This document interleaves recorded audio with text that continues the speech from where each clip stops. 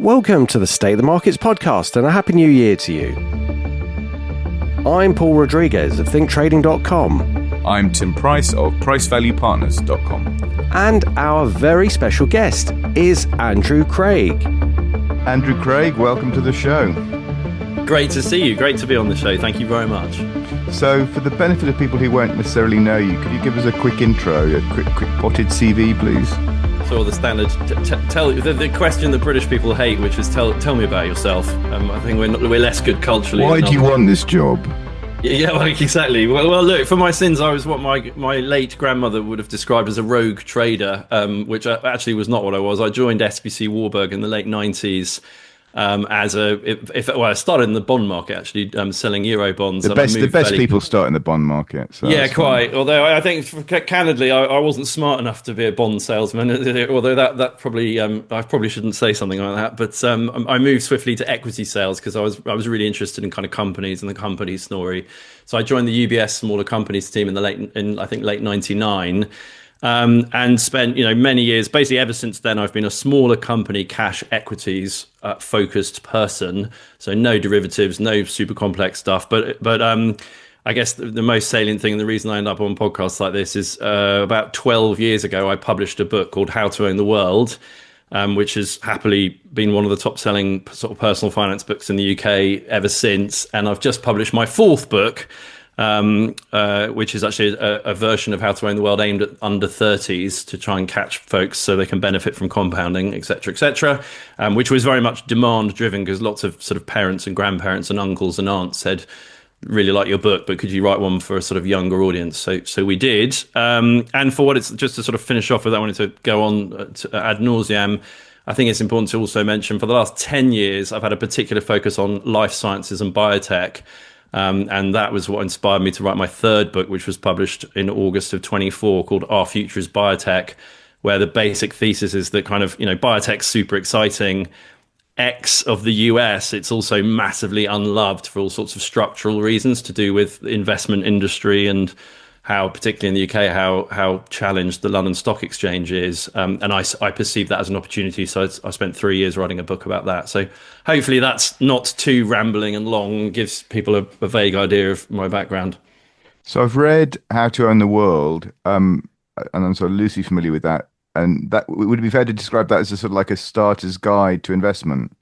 Yeah, sort of a dummy's guide or idiot's guide. It's I guess the genesis of the four books, or the trajectory, has been How to Own the World was very much kind of investment's really important. These are what the main asset classes are. Here's a sort of potted history of why gold's important and inflation and interest rates and all that stuff. Hopefully, well, people tell me that it's a page turner, which was quite an achievement for a personal finance book. I'm not sure I necessarily agree, but it's sold a few copies, and it's really a kind of the theory of why capital markets are important, and indeed, as I know you're very familiar with this as a theme, but financial literacy. Everything I do is all about financial literacy, and financial literacy is just woeful, and particularly woeful in the UK. And so the book was really trying to address that. The next book's called Live on Less, Invest the Rest, was kind of more the practice. So, okay, so you're a British national. Now you understand about these main asset classes. What should you tangibly do with things like your pension and your ISA? And, talking about things like ETFs and the merits of ETFs versus active funds. And there's a bit of crypto in there and everything else. And then the biotech book was a very different thing, but there's a certain amount of overlap because it's kind of talking about biotech vis-a-vis capital markets. And then the most recent one, as I said a minute ago, was aimed at a younger audience because I think it's really, really important that young folk kind of understand these. A lot of what I do is very evergreen. It's like it's not you should buy asset class X this month or quarter. Because that's going to get quite stale quite quickly as advice, isn't it? Yeah, well, I hope not, because I mean, invest in X today doesn't have a shelf life. Yeah, exactly right. And I think, and maybe we'll come on to this, but I think, I'm a big believer in kind of Occam's razor and or the Pareto principle. And I think we live in a country where I think I'm right in saying that it's now 15% of British adults have a stocks and shares ISA. It used to be 5%. That's grown a bit thanks to influencers and folks like your good selves and whatever else. But 85% of British adults don't have a stocks and shares ISA, which tells me you can sort of, what can you extrude from that? Well, 85% of British adults are not knowingly or proactively involved with capital markets and investment. They're not really thinking about it. They have a pension, they're auto enrolled, but it's a tragically small percentage of the population that think about these things. And in a bid to address that, if you teach people about the merits of capital markets generally and about sort of the history, what is the stock market, what is the bond market, why is gold important? Actually, a lot of the things that then work in terms of the 80-20 principle of people getting a proper tangible result for their life can be more or less unchanged, and that content is kind of evergreen. And so, if I'm not, I guess, a very sophisticated kind of hedge fund manager or ultra high net worth private individual who's investing in small mining stocks or EMP stocks or little biotech companies, or dealing in derivatives and options using their IG account, is not my natural audience. But, what I'm trying to do is get the lion's share of the population who don't even think about these things to start thinking about these things and get a life-changing result as a result. Because I genuinely think that the evidence of the last 2 centuries is that you don't need that much information to make a massive difference to your finances.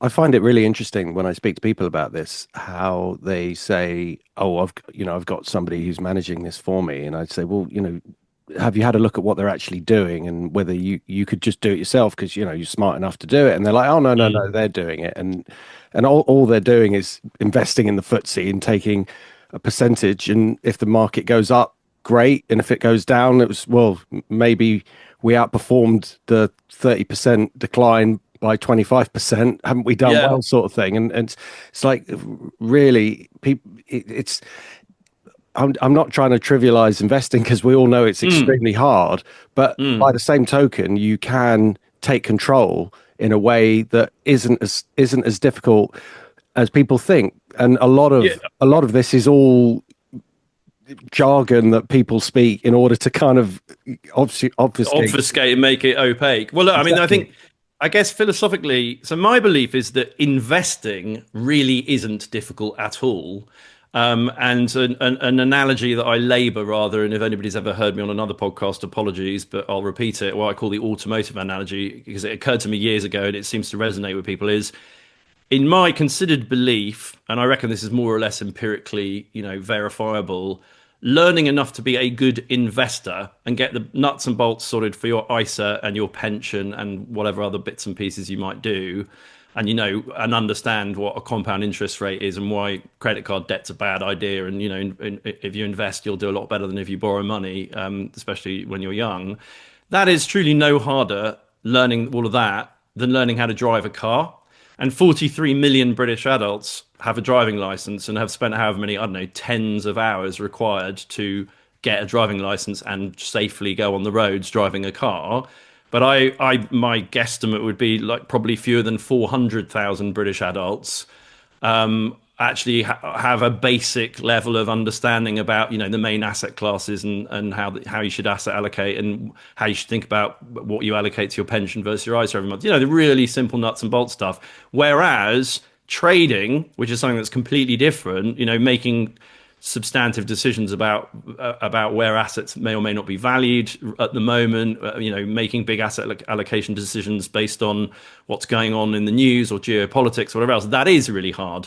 And those are two really different disciplines. I think one of the problems we have, particularly in the UK at the moment, with the sort of whole finfluencer zeitgeist and the rise of TikTok and Instagram and YouTube, is particularly a lot of young people think, they understand that they need to sort out their finances. And so they get very excited and they go and watch their favorite, TikTok videos or whatever. And because it's a lot easier for people to sort of build audiences if they promise life-changing returns and how to teach you to be a super duper trader, they conflate trading and investment. They go straight to trading and bypass all the sort of boring old man stuff that people like me talk about, i.e., your pension and your ISA as the first port of call. And I describe this as kind of white belts fighting black belts, and they go straight to kind of crypto trading or Forex trading and spread betting and all this stuff. They then have a terrible experience because 70 to 80% of retail investors lose money when they do that, and then they never invest, because they don't realize that they're two completely different things. And that's a massive societal problem in Britain, in my considered opinion. Yeah, it's definitely been a problem for a while, and it's been accelerated, I think, by the rise of cr crypto and Yeah. access to the markets, as you say, social media and the fact that influencers are just talking about gains, but it all tends to be about what can you do in the short term. Everything's going into short term, Mm. in the same way that companies are doing the same. It's all about the third quarter profits and how we can get the stock options to be above a certain level, and Yeah. how we're going to squeeze every last inch of profit out of this, when it should be kind of much more long-term thinking and investment, which is, I think it seems to be a indication of the time that we're in. And Yeah, well, it's short term and short form, and yeah. those two things are related. You know, I did a piece not that long ago, a video called "Money is a Long Form Thing," and I made the point that it's tragic that a lot of young people are literally making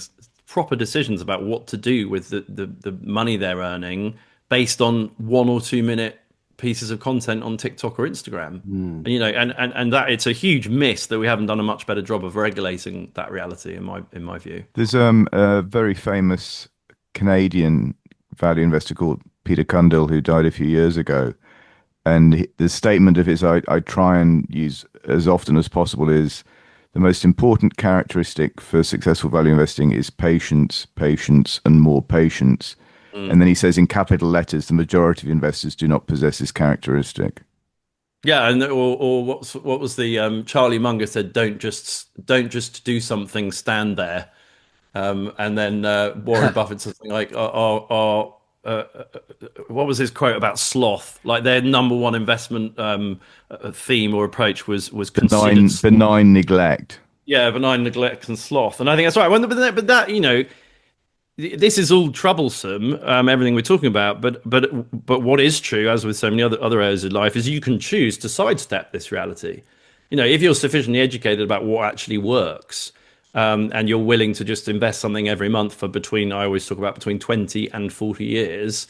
And I mean, I've done a whole piece on ignoring the news and automation and sticking to your guns. And once you know that kind of, you know, enough tens of hours of work to understand things, the same amount of time required to learn how to drive a car, I was talking about a minute ago. Once you've done that amount of work, so you've got to a level of confidence where you know what a share is, and you know what a bond is, and you know what gold is, you know, the big asset classes you're painting with a broad brush, and then you have a basic sort of age-based asset allocation to a monthly investing habit that goes into your pension and your ISA. If you do that, and you only have to tweak it every, say, 5 to 10 years, and if you do that for 20 to 40 years, you'll have a fantastic outcome. Whilst all the other people hair around with their hair on fire, worrying about which, you know, altcoin to buy this week or whether they should be shorting silver right now because of its recent run. It's much easier and much less stressful to do the former rather than the latter, in my view. It's just tragedy is so few people do it. The problem is though the industry has self-interest in not educating people. Yeah, well, although my goodness, they're all talking a very big game about financial literacy now, and trying to build kind of, you know, YouTube channels, or have lots of social output telling people about what compound interest is and everything else. Which Who's doing that? well, I mean, I think most of the big, you know, I don't know, Aviva or Legal in General, all these sorts of firms, don't they now have Well, if if or if if those firms advertise on the side of a bus, then they'll be doing this. But it should be a governmental thing. That's the problem. I mean, yeah, but the problem is you don't. I mean, do you think that we? I was trying to work this out empirically the other day. I reckon there are fewer than half a dozen standing MPs in Westminster that have a properly detailed understanding of everything we're talking about.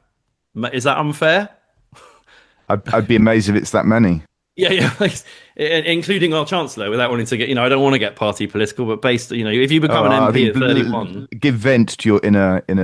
Well, look, I mean, it's pretty prosaic. It's not meant to be a personal character assassination. But if you become a member of parliament at the age of 31, having worked in retail banking for a few years since completing your degrees, She was a high-level economist, I think. you can do the sarky comments. I'm not going to go there. But the point is, like, I don't, whether they're male or female or whatever background they're from, a Chancellor of the Exchequer should have a 30-plus-year career at the coalface of capital markets and understand in some depth how bonds and equities work. And, you know, I see I see Rachel Reeves claiming credit for where the level of the FTSE 100 is right now, and crowing about the fact that London's got a resurgent IPO market because we raised 2.1 billion pounds last year.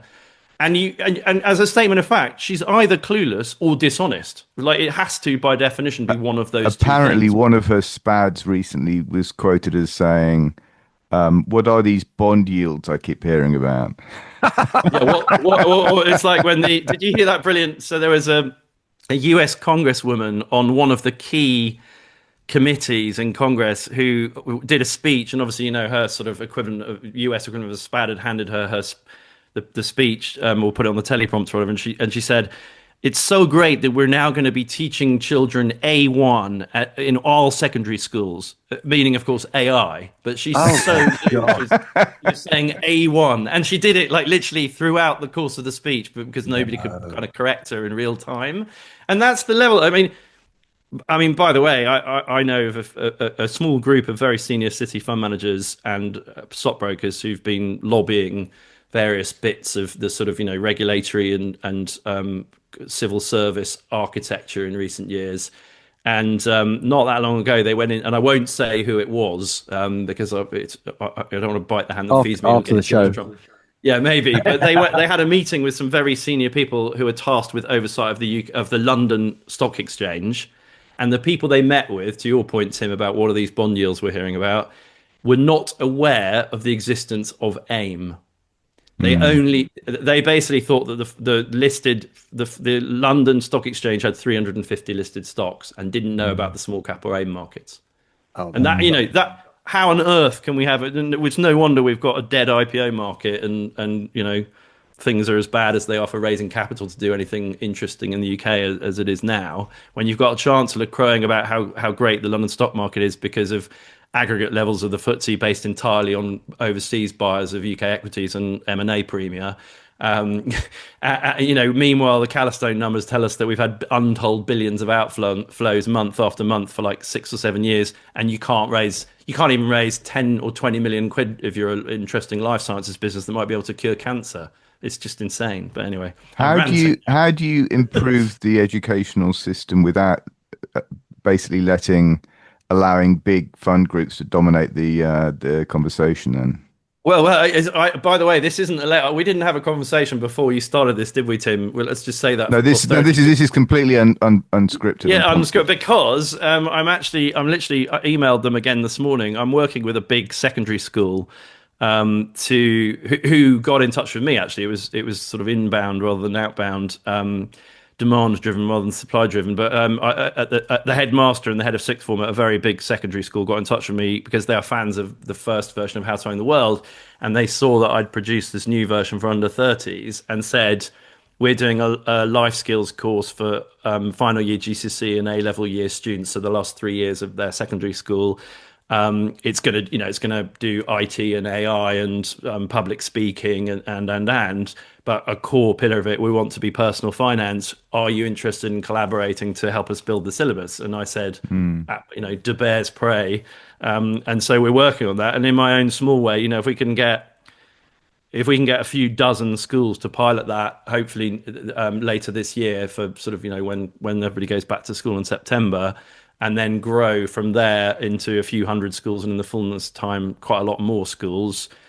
Hopefully we can make a difference. But I concede I'm a bit cottage industry, and it would be nice if I guess Martin Lewis is finally getting involved in this space, isn't he? Based on some of the stuff he's been doing recently. I don't follow him, to be honest, so I don't really know. But I think People. Sorry, go on, Paul. I was just going to say, you make an interesting point about being approached by a teacher, because a lot of the time it's quite easy to blame teachers, but it's the curriculum that's the problem, and they have to teach the curriculum. They can't just decide to go off and do something else. But where they have the kind of flexibility to do that, teachers fundamentally want to do the best they can, and I think it's great that they're doing that, but it's got to come from the whole curriculum. It's got to be a government change to actually look at what is being taught. We've said before, we've had many people on, and for example, Jasmine Birtles from Money Magpie, she was saying exactly this point. When she was at school, nobody taught her about credit card debt, something as simple as that. Yeah, yeah, And we exactly. take all Or this stuff, mortgages, or or mortgages, we yeah, take it all for granted, and yeah.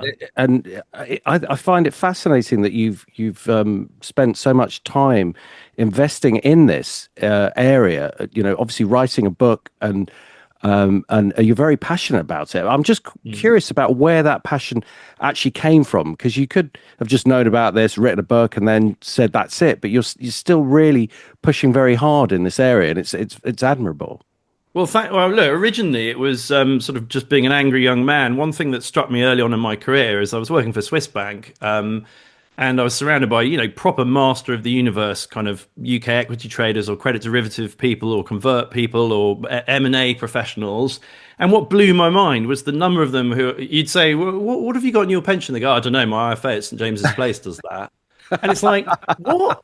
And literally, seriously, like, and maybe it was because this was at a time when London bankers were still actually quite well paid, for what it's worth, which, a lot of the more left-leaning crew in the UK at the moment, I don't think quite appreciate just the extent to which all those nasty rich people in the city have largely been eviscerated, or there are far fewer of them, as a result of things we can perhaps come back to. But what it was just the insight I had was, wow, if, really highly paid professionals in investment banking and fund management in the city of London are this bad at their own kind of personal finance. I mean, I had colleagues, not naming any names, who sort of just hadn't bothered to sort out ISAs, or maybe it was PEPs at the time.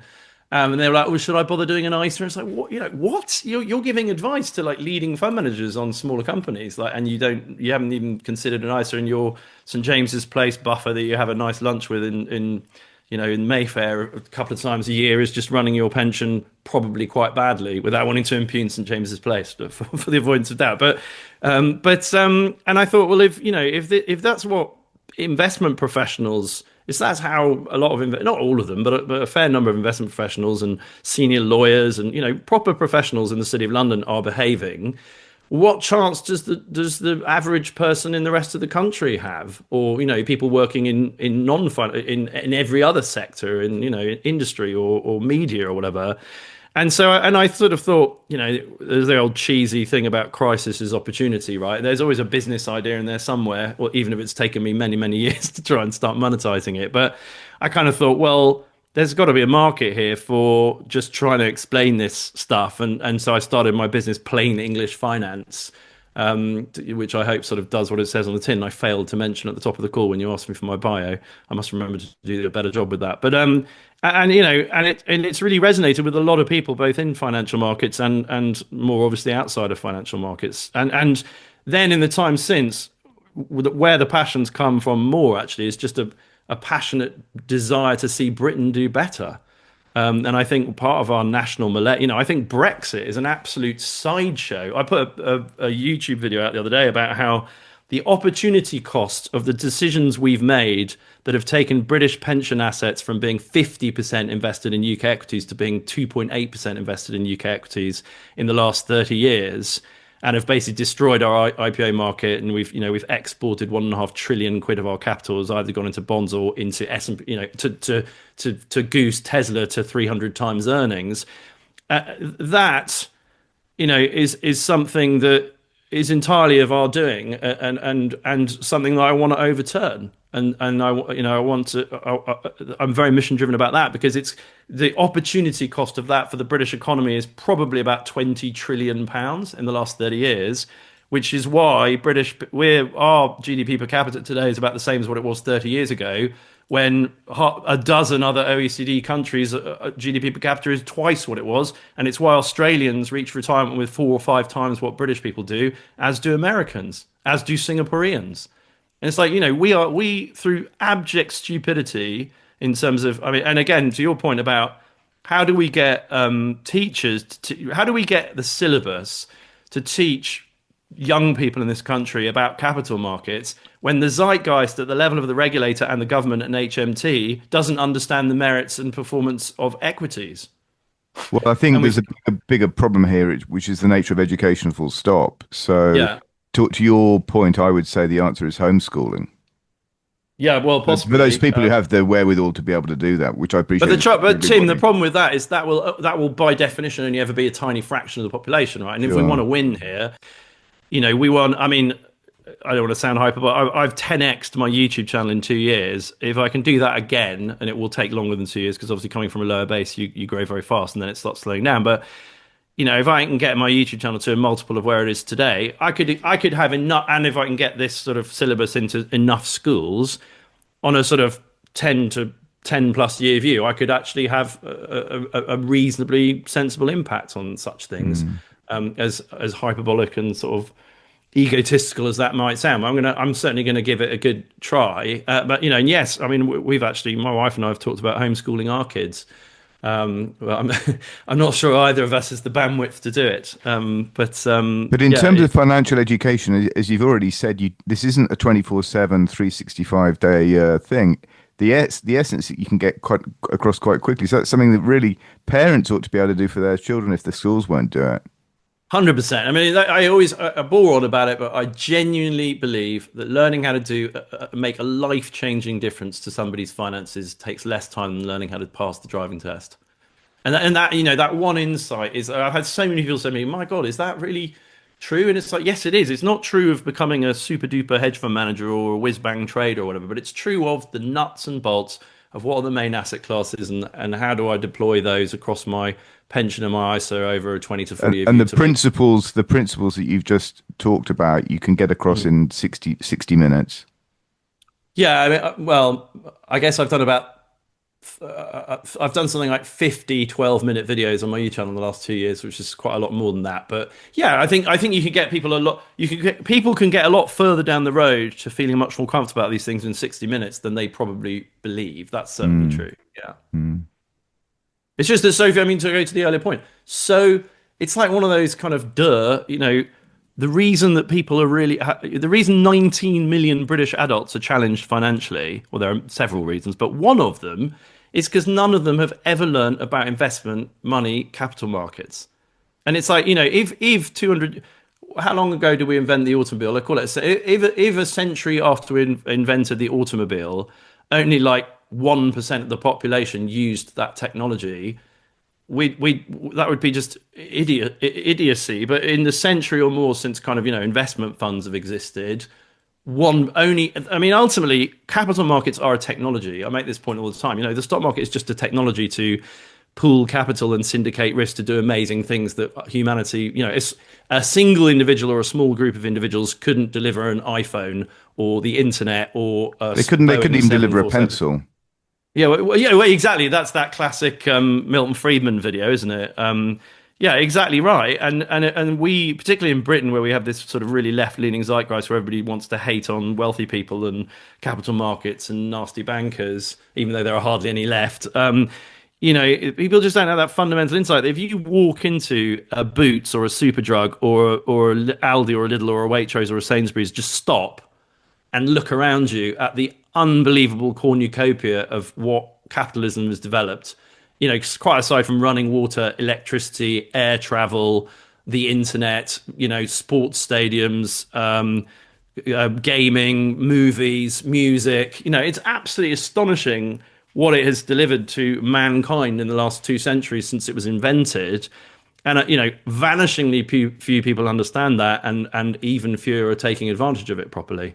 And I think if we can change that, that would be hugely consequential for the trajectory of our society. And the societies that have done a better job at that, like I would cite Australia, for example, is particularly good because of the super rules from the 80s onwards. I think the zeitgeist in Australia is people are much more interested in and knowledgeable about equity markets and capital markets, and Australians are immeasurably wealthier. It's one of the reasons they're wealthier. There are other reasons they're wealthier. So yeah, that's my mission and my fight. And I'm sorry, I'm slightly ranting on now, but I care about these things. You said you weren't going to get party political, but I'm more than happy to take the gloves off. So how do we get these Marxist traitors out of office? I don't know. There's no mechanism, is there? I mean, you have to wait to the next generation. I think the bigger question, it's going to be awful. It just blows my mind how I'm going to do a piece reasonably soon about turkeys voting for Christmas. Because there was a great piece in the Telegraph the other day, the headline of which was something like "The poor have got poorer under Labour." It's like, duh, Mm. if you decimate the thick end of 250,000 jobs, largely in hospitality, if pubs are closing, dropping like flies, which is about to get supercharged by all the business rate stuff. If the renters' right bills means that there's going to be hardly any rental accommodation and rents are going to go up. It's just every single one of these policies is 180 degrees the opposite of, ironically, what Labour should be delivering for their core electorate. That's the weirdest thing, is that because people are so ignorant about company economics and how economics and wealth work, they vote for stuff that makes their life materially worse. And by the end of this lot's tenure, there are going to be a hell of a lot more poor people, a hell of a lot more unemployed people. The British high street is going to be even more dreadful and tumbleweed than it is by now already. And I mean, it's incredibly depressing when you think about just how bad it's going to get.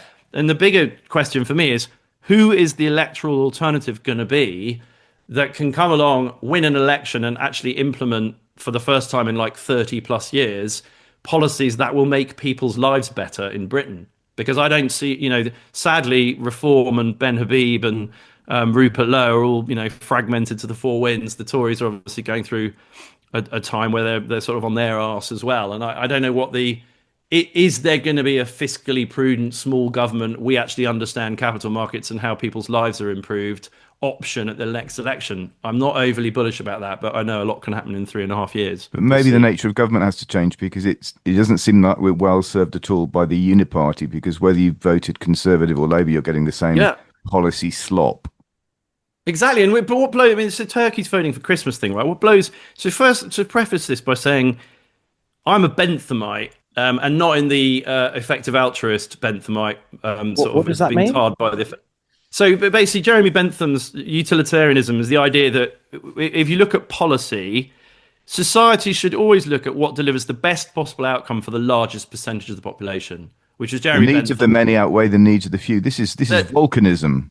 Well, it's subtly different. It's subtly different to that. But Jeremy Bentham was an amazing political philosopher from the mid 1700s, and his ideas are great. So my genuine wish is that British, and I'm talking about Britain specifically now, but it applies to the world if you want to get hyperbolic, is that the largest number of people have the best possible life, right? That's kind of my North Star in all that I do. That's why I want to educate people about finance, because I believe that succeeding with personal finance is a vector by which that is delivered. And people who learn about personal finance have a much higher probability of having a good life and being, if not wealthy, at least comfortably off, than people who don't learn about personal finance. So that is one of the vectors that delivers that Benthamite outcome. And now I've lost my thread, which I knew I was going to do, and I should have scribbled down what my next point was going to be. Ask me the question again, Tim. Who's Jeremy Bentham? No. We've already answered Question that one. report. No, it was you always get government, so it was. Yeah. So sorry. That was so. The broad point being is that the like government today, we all know this, is the biggest percentage of the state that it's been sort of historically, certainly since the Second World War. It possibly even is now higher if you honestly account for government, and everything's rubbish. Because the government crowds out the private sector, real wealth is screwed, rich people leave, entrepreneurs can't raise money to do anything. All this stuff we know. This is factually, aside from the gaslighting nonsense that Miliband, Starmer, and Reeves keep subjecting me to on their LinkedIn posts, which just blows my mind. The level of dishonesty just blows my mind.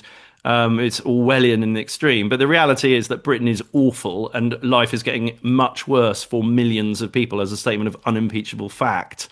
And that has coincided with government being the biggest percentage of the economy ever. And it's like, to think that the answer is more government, to me is literally madness. It's that old thing about doing the same thing and expecting a different result. The reason everything is so rubbish is because government is so big. And I just think and that's my turkeys voting for Christmas point is, and sadly we have 80% of the electorate think that it's a good idea to have more of that, which means their lives will get worse. And so a big part of my mission in the next year or three is to try and explain how these mechanisms, things like the Cantillon effect, the more government borrowing you have, who benefits from the way capital markets. The people who have their snouts closest to the trough. Yeah, exactly. And people who already own assets. So if you put, I mean, MMT, it's absolutely insane to me that we can live in a society where we now have economics professors at British universities who are seriously advocating MMT. So It's like for where, people who've just heard that expression, I know we know it, yeah, but could you just explain what yeah, MMT? modern monetary theory, sometimes called magic money tree, which is, basically Stephanie Kelton's a US academic who got tons of airtime with the US Congress from largely completely economically literate US congressmen. Because the basic thesis is government can just invent as much money as it likes. If you control your own currency, i.e., the pound in the UK or the dollar in the States, the government doesn't need to be fiscally prudent. It can just invent loads and loads of money and QE to infinity, and then it takes that back out of circulation with taxes, and then it has loads of money to spend on whatever we like. Solving the NHS waiting list problem, and. The problem with it is it's total nonsense. And anybody who's a student of economic history knows it's total nonsense and I always go back to this point. If you have, we've got 2,000 years of evidence from ancient Greece, ancient Rome, John Law in France. I saw some great work by Dylan Grice, who I know you know, Tim, about Mm. what monetary policy and how it caused the French Revolution and the American Revolution. And there are all these. I mean, more recently, we've got Zimbabwe, home of the $100 trillion note not that long ago, and Brazil, Hungary in the 50s, Weimar Germany with wheelbarrows full of cash. We all, got all these examples, and the MMT crowd come up with the most weaselly sort of to try to weasel their way out of the fact that this basically says that their ideas are all, they're not just wrong and ridiculous, they're potentially incredibly damaging to hundreds of millions of people's lives, which is why I Mm. worry so much that we've got economics professors, in inverted commas, at British universities who are advocates for MMT. And the simple fact is that if the money and wealth are not the same thing, which is an insight that very few kind of normal people understand. But if the extant stock of money is one, just sort of intellectual exercise, and then the extant stock of real things in the world is one, and by real things I mean crops, metals, cars, property, what real stuff which is wealth, stuff that makes our lives better. If you double the supply of money from one to two, tonight, if tomorrow the British government said, now there are twice as many pounds for everybody this morning than there were yesterday, the stock of stuff like houses and clothes and food and has not doubled, more or less, obviously. So what happens to the price of the stuff? It doubles because there's twice as much money chasing the same amount of stuff. And obviously it's more complicated than that because there's the velocity of money and capacity in the economy and all, there's a lot more to it. But broadly, that is kind of true. And that's what we've been doing for the last 50 years, which is what we've been massively increasing the supply of money. And I know Tim is, I know this topic is very close to your heart, Tim, but, increasing the supply of money does not cause, well, certainly in the short term, does not increase the supply of stuff or enable us to more efficiently manufacture stuff and repurpose the periodic table, if you like, to deliver products and services for human beings to thrive and flourish and be, in inverted commas, wealthy. And, the fact that we have serious people lobbying government and people in government that don't understand this stuff, I just find unbelievably depressing. So, in the words of We need to fight it. I in was the just words oh in the words of Lawrence Leopard, who we had on the show a while back, "Fix the money, fix the world." To what Correct. extent do you think what is happening in the gold and silver markets is signaling that the monetary system is changing in front of our eyes? Yeah, well, I mean, it's fascinating. So, as you probably know, Tim, I've been a massive gold bug and a massive bull of gold, and been writing about it for 20 years. So I'm on record about that. And I slightly, I asked people to forgive me for being smuggus maximus on a post earlier this week, where I basically said I quoted a couple of paragraphs from the first version of How to Own the World, which was published 12 or 13 years ago, and then a few more paragraphs from my second book, Live on Less, Invest the Rest, which was published 6 years ago or whatever it was, which basically said, I expect gold and silver to explode, and et cetera, and that gold will hit $3,000 and maybe $5,000, and silver might get as high as $100. That's obviously in the process of happening. And I mean, it's insane that gold is. I think I'm still right in saying that gold has outperformed the S&P 500 for 30 years now. which probably tells you that real inflation, the inflation numbers produced by authorities on both sides of the Atlantic are largely nonsense in terms of people's real world lived experience of the cost of living. But I don't know, I don't see any slowdown in this fiat money experiment. I don't know the extent to which gold and silver right now are canary in the coal mine for the sort of denouement of that.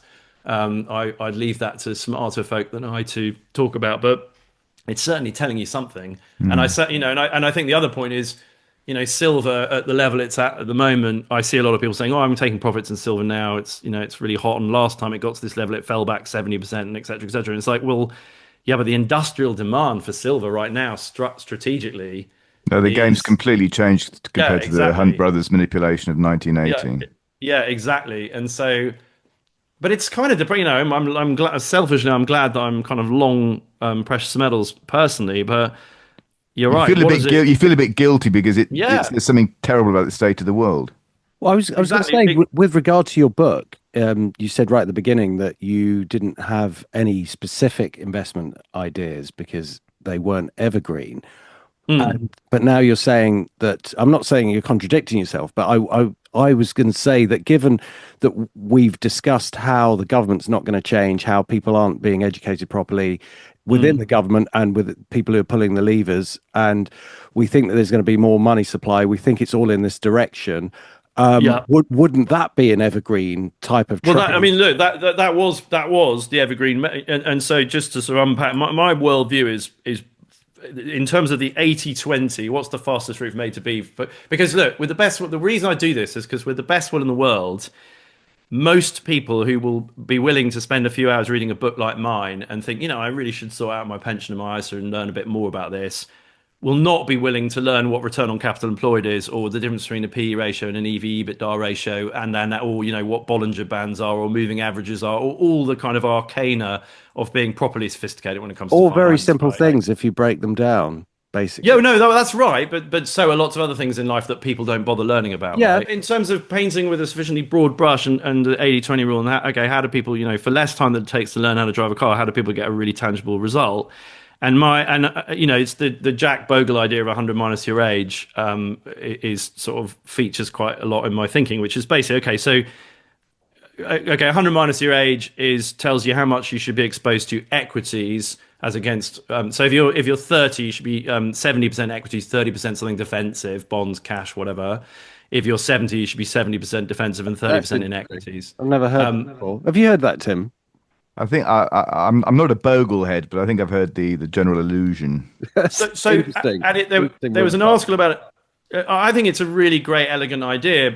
The only thing, addendum to that thing is it needs to be updated in two ways. So, firstly, originally, it was originally came up within the 40s and 50s in the States, and back when financial services weren't particularly sophisticated, and you might just about be able to buy some proxy on US equities and a mutual fund, and then some 10-year bonds. Today, financial services are much more sophisticated. So instead of like just equities versus bonds, I've updated to aggressive versus defensive, and then you can sort of silo various things into aggressive assets and defensive assets. And then the other thing is because life expectancy today is 40 years longer than it was a century ago, and also a lot of knowledge workers and white collar workers may well continue earning and working into their 70s or even beyond. You should probably 100 minus, and also because the bonds defensive bit has had structurally very low return. So this idea was in an era where bond returns or interest rates were 6, 7, 8, or even more percent in the early 80s. Obviously, if you're 50 and you have 50% in equities and 50% in bonds, and the prevailing interest rate at the time is 7%, you get a much better outcome than if you're 50 in a zero interest rate policy era of like the last few years up until 4 or 5 years ago, where interest rates were 1 or 2%, and so you have to attend to that. So the what a very easy thing to do there is instead of 100 minus your age is you do 110 or 120 minus your age. Because if you're going to work to say 70, whereas people used to retire at 55 or 60, you can afford to be more heavily weighted in equities for longer. And I've done a load of this on, there's this approach. There's obviously 60/40 portfolio, which we all know is really challenged now for all sorts of reasons. And then there's the market purist approach that people like Buffett advocate, which is that you just invest only in the stock market. And I think that's a very good strategy for very wealthy people, because if you're worth $100 million and you're long just the stock market and there's a 40% pull, drawdown through a crash, you're still worth $60 million, and it doesn't really affect your standard of living. If you're even quite a wealthy middle class person with £1 million in your pension pot at the age of 60 and you're 100% in equities, now you're at 600 grand in equities just before you want to retire. That's a whole different problem. And so, but in terms of your question about evergreen versus substantive things, all I then say is, okay, well, if based on 100 or 110 or 120 minus your age, you now have a rough idea, and you only change this every 5 or even only every 10 years. So, you're 30 if 70% aggressive, you're 40 if 60% aggressive, and so on. What are the aggressive assets and what are the defensive assets? Well, it's, equities are aggressive, bonds and cash are defensive. I actually think gold's defensive. Gold has been such a great investment for 30 years because it's an ostensibly defensive. It should be part of the defensive part of your portfolio, in my considered opinion. But it has delivered aggressive, absolute returns for 30 years. So that's been a nice one. But once you've covered that all off, you actually do, all you need to do is buy a big equity index, whether that's the MSCI World or the FTSE All World. I think now probably the FTSE All World's the best option for the next 20 or 30 years for the aggressive bit, and then have some gold and some cash and some bonds for the defensive bit. Change the allocation every 10 years, and that is my broad worldview, which I think is the 80/20 solution for the vast majority of sentient, intelligent adults in the UK. And then you can just set up a direct debit and get your ISA and pension allocation right, and kind of throw the key away and forget about it for the next 30 years, which probably isn't very good for people like us who want to talk about these things on podcasts. For what it's worth. But the other option is to find someone who's going to manage it for you, which you can also understand that, of course, that goes down the wrong way. But if you do your research, you can find people who are managing money, and they'll yeah. They And I think love this. that's the other thing about it's no harder than learning how to drive a car, is the number of hours somebody might spend to become a half decent DIY investor using the broad sort of approach that I've just set out. The same number of hours spent doing that will make you much better at choosing a good advisor, right? Yeah, but I think inherently though, people will just go, yeah, but still, I mean, I like the analogy of the car, but the thing is, people have been forced to drive a car because of the tangible short-term gains that they get from it. Yeah. They can see it, so they've been forced down that road. Pun not intended, but I suppose it's there. Yeah. But with finance, it's an opportunity cost that you can't see. It's non-tangible. So the fact that people haven't invested at the age of 18 in the stock market, thinking about the long term, isn't something that they can tangibly see. So even explaining it, well, you could do that. It's like, yeah, but they can't see that. But saying to someone, how about I manage that for you, or some, not me personally, but some other fund manager who has, can take that on and is interested enough to look at when things are changing and when these portfolio shifts need to be adjusted for this personal situation. You can see how they go, okay, look, I'm more interested in I don't know, art or whatever. You deal with it. I can see how people will do that. Yeah, look, I don't discount any of that. I guess it's a question of the quantum of knowledge we're talking about, and I think every single vaguely intelligent adult, in this country and indeed in the world, should understand, for example, what compounding is. So Aviva did a survey of British adults not that long ago, and they found that 60% of British adults don't understand the mathematics of compounding. And actually, when surveyed, when people say, "Do you understand this thing called compounding?" a lot of people, if they don't understand it, go, "Oh yeah," and don't answer truthfully. So what that tells me is probably some way north of 2/3 of British adults. 2/3 of British adults don't understand compounding.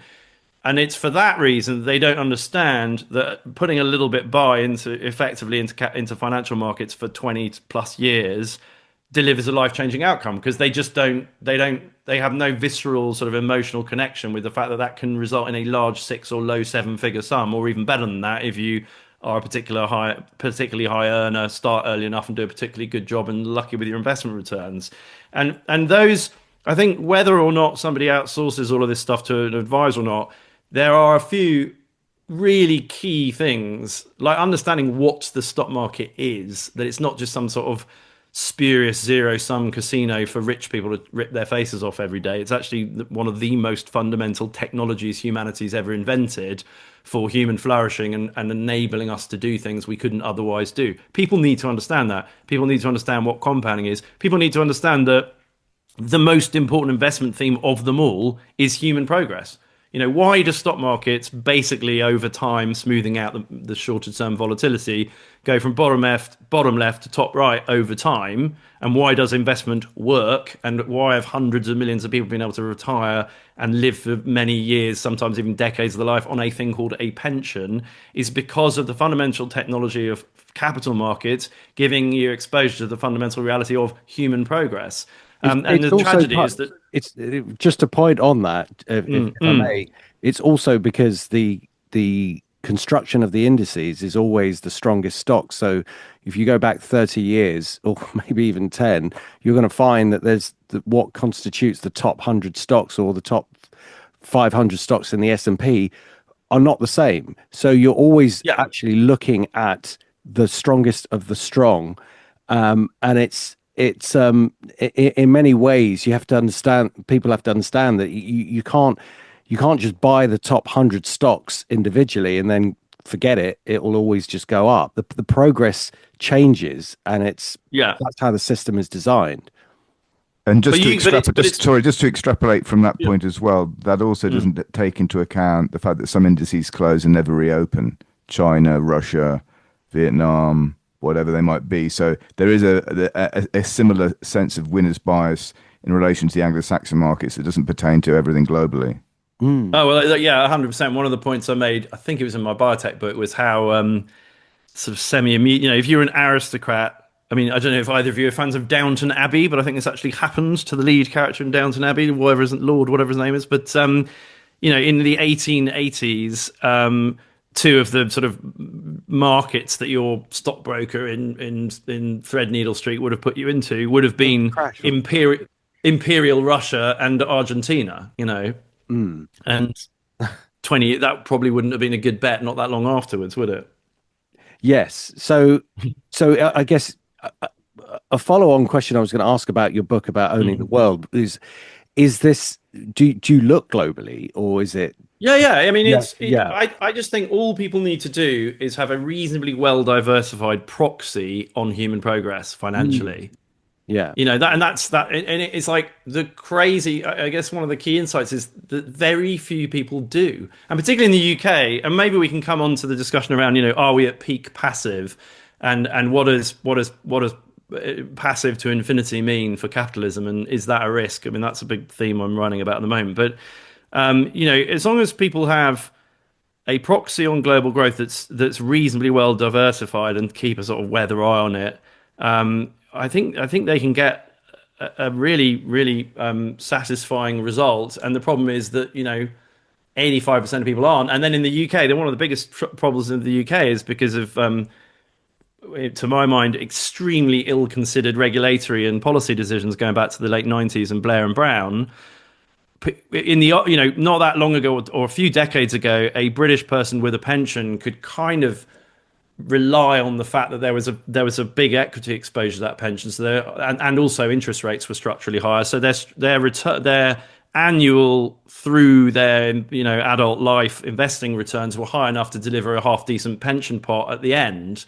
Through unbelievably stupid regulation and policy decisions in the last 30 years, we've driven vast amounts of our pension money into structurally low return assets and forgot about the merits of equities, which has had the double whammy effect of people having much lower returns over many, many years of their investing life, and therefore rubbish pension pots.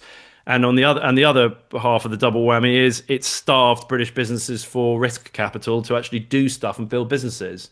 And I'm writing about all of this at the moment because it's probably cost the UK economy 20 trillion quid, which is about 460,000 quid a head for every British working I adult. think that's 10 Reeves.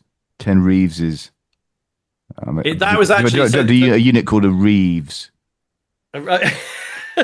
Yeah, yeah, 10 Reeves, exactly. Sorry, I was being thick, but I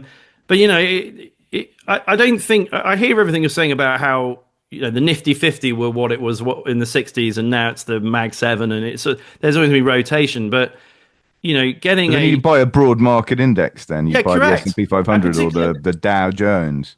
well, that's it. I think now that's why I think the easiest no-brainer now, because who knows, Taiwan Semiconductor is a big business. Nova Nordisk is not as big as it was, but it's a big business. ASML is a big business.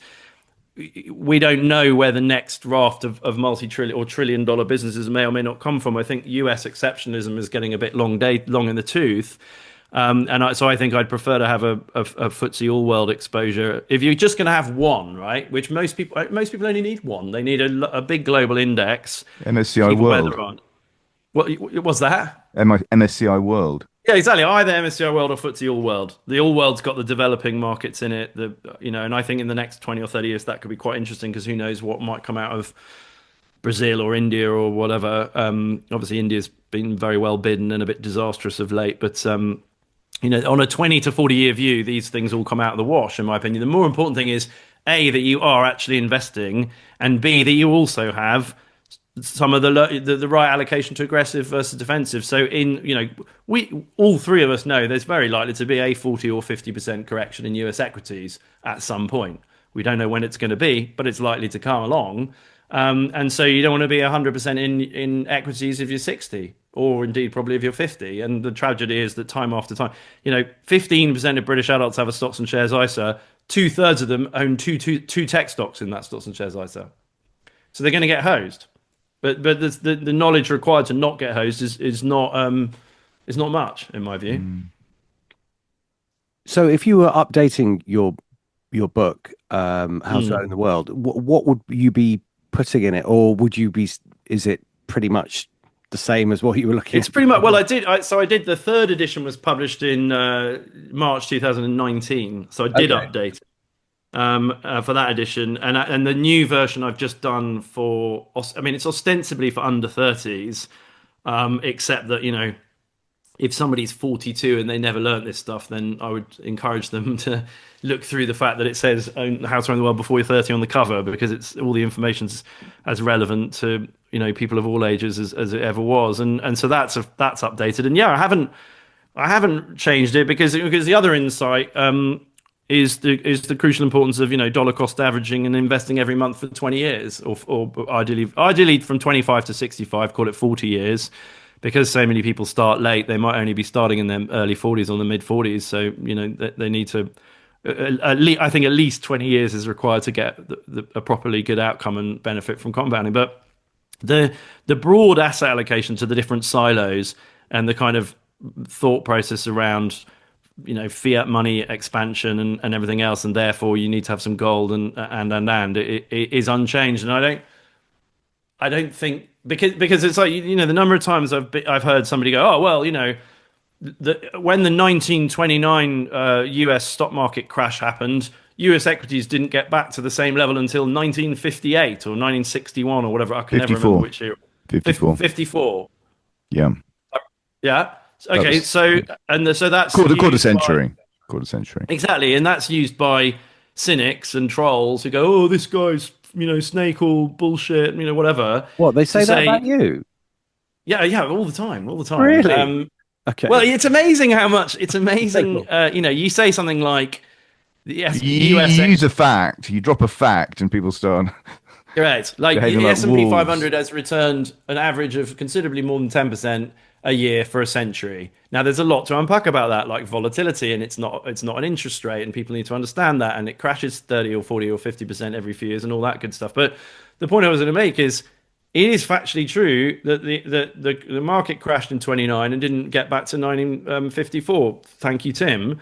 But that is irrelevant if you were buying it every month in that time period and reinvesting dividends. It doesn't Yeah, matter what the it's not, yeah. nobody invested all of their money the day before the crash on that day in 1929 and then sat there going, oh, damn, it took me all this time. That's not how investment works for the lion's share of human beings. And But and also, the tragedy is, if you're using something like the Schiller PE, which I appreciate wasn't available in 1929 necessarily, but if you use something similar to that, you wouldn't have been all in then either because the market was expensive. well, but the trouble with all these valuation metrics is, the Schiller PE I know is at the most extreme level I think it's ever been at right now. But if you'd used the Schiller PE at all sorts of extreme levels to not invest in equities for the last, 14 years, you would have missed out on an 800% return. No, all I'm saying is there are objectively useful characteristics you can use to assess relative valuation, and then you can skew your investments that way. Yeah, look, and I agree with that. If you are willing to be a sufficiently sophisticated student of such things to bother to do that, and my contention is so few people are, And and it's not. I'm not. I think the reason you found the difficulty with people as you have is that the most difficult aspect of investing is psychological, not Yeah, mathematical.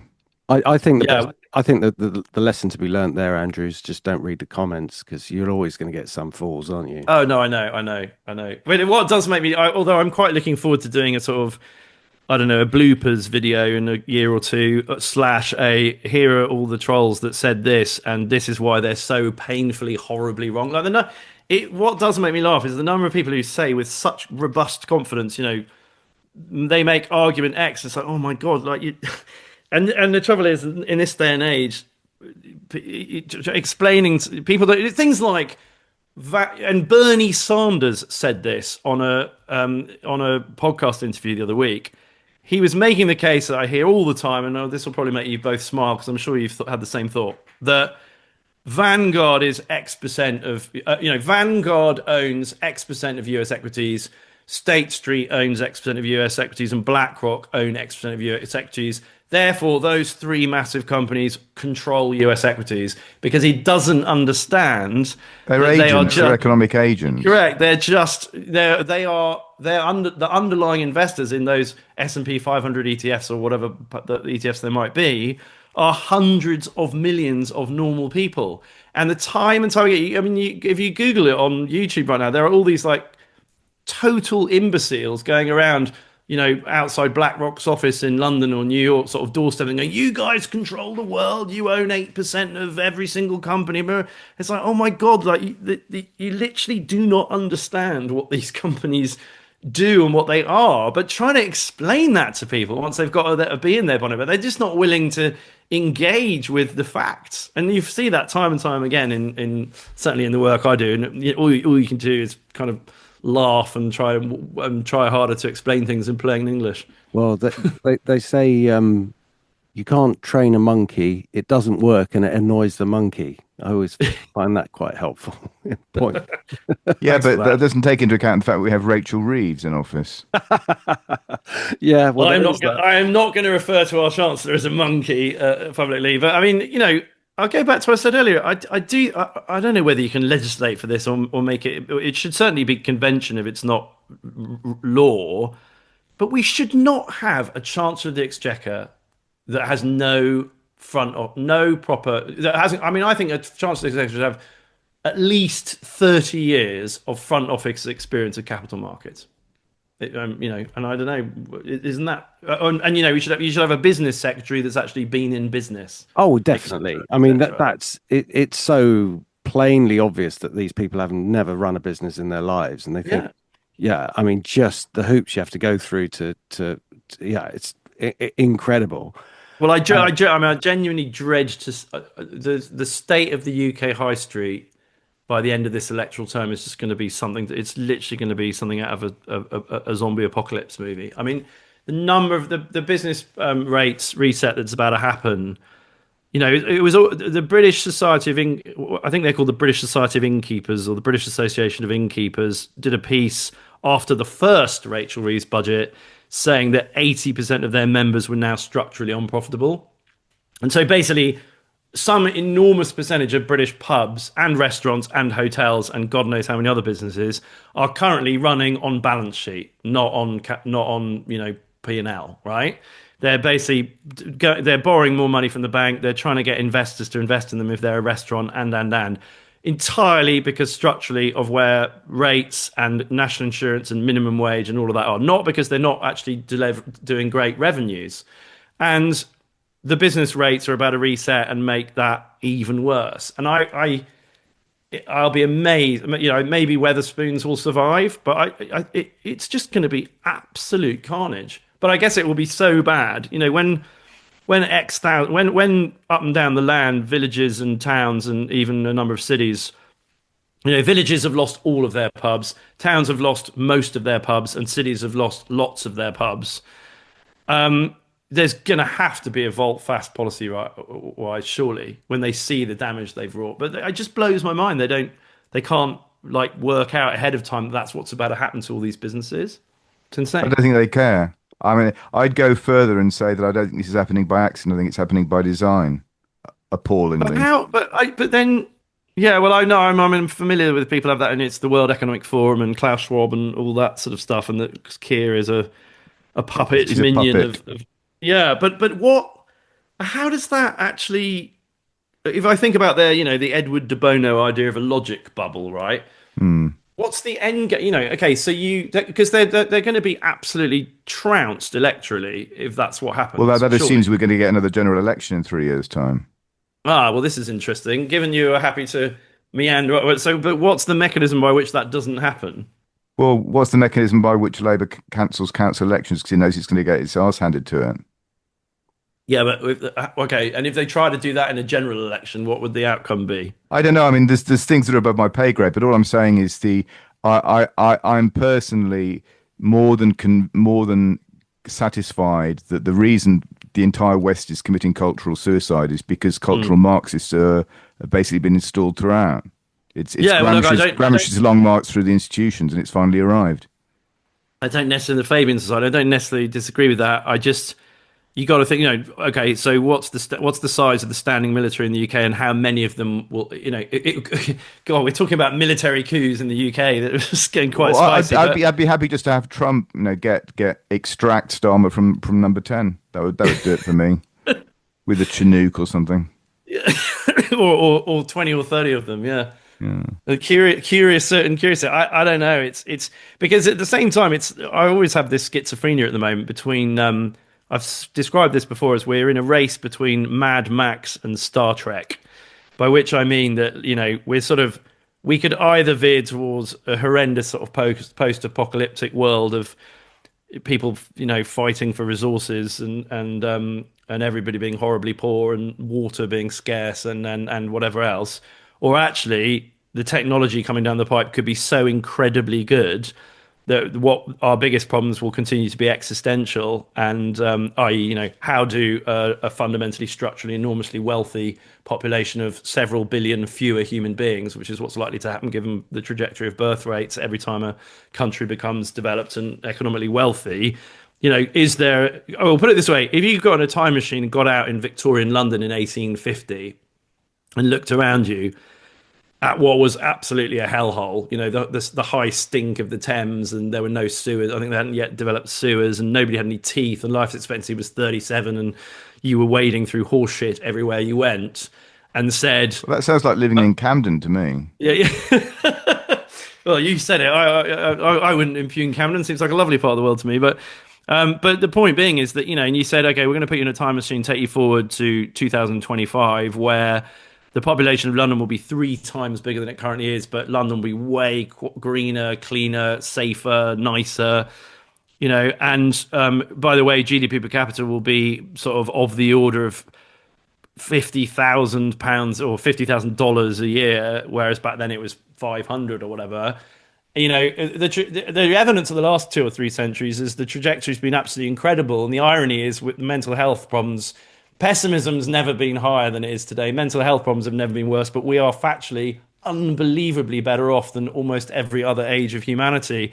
And I think the irony will be is that fast forward another century, there might be 2 billion human beings, just which isn't because there's been any sort of apocalypse, just a natural attrition of birth rates. And, you know, the fertility rates in India have gone from 6 births per woman to 2. The same's happened in Iran. The same's in the process of happening all over Africa. There's going to be a massive, precipitous fall in the aggregate population of mankind. And, dare we hope that with robotics and AI and a much more efficient refashioning of the periodic table and AlphaFold and understanding proteins and you might, a century from now, you might have 2 billion human beings who are on the equivalent of $500,000 a year of GDP per capita to us now, but everyone will be even more depressed and even more angry with each other because that's what's happened in the last century, weirdly enough. I wanted to make a point actually about businesses and government, and that comes from a book that Tim recommended, Sapiens, and Oh yeah, it's lovely book. absolutely brilliant book that I think should be, you know, it should be compulsory in schools for everyone to read the book. Mm. But one of the most eye-opening in many things that are eye-opening in the book is that the Dutch ruled the world at one stage without any government at all. New Amsterdam and New York, Yeah, well, prior to it being New York, New Amsterdam was because the Dutch ruled the world. yeah, And then government came in, and that was basically just because of business. The yeah. businesses were allowed to flourish. And as soon as government came in, where are they now? And that just tells you everything about what happens with government. 100%. Have you read David McWilliams's Money: A Story of Humanity? No. Because it covers the rise of the Dutch and all of that, the burghers of Amsterdam and Rotterdam, and then the same basically came up in the city of London, and yeah, I mean, I'm absolutely a small government libertarian. I was saying earlier, the size of the state, the bigger the size of the state, the worse the society you live in terms of aggregate levels of wealth, fairness, violence, homicide. It's so unimpeachably obviously true, and it's tragic that we live in an era where people just a tiny percent of the population has learned that lesson. To me, I think that's one of the biggest intellectual battles of our age. But yeah, I couldn't agree more. But I think, maybe Tim's point. By the way, I love how off piece we're going. This is lots of fun. But the Tim's point about if there's a sort of WEF, Klaus Schwab, Marxist takeover of and that happens for a couple of decades, then perhaps the denouement will be a post. That will be so bad that as so often happens in history, the grand sweep of history is the pendulum will swing back to a place where, we live in a sort of post-modern techno paradise of no governments. Have you read Dominic Frisby's Life After the State? Mm. Which he, Yeah. that's a good one on that very subject. We won't need the infrastructure of state. I mean, well, I'm not a massive fan of crypto generally, for all sorts of reasons, but this whole Web.3 tokenization of everything and the disaggregation of banks and governments, whatever else, I think the first wave of that's going on at the moment has a lot of proof case problems, but maybe 2 centuries from now, that will be how everything works, and it'll all be wonderful. Who knows? But also with current web technology, that makes government itself redundant. So we're using there's a great line. It's something like we have cave brains, medieval institutions, and godlike technology, and that's a tragedy. Who is that? Is that Feynman or someone?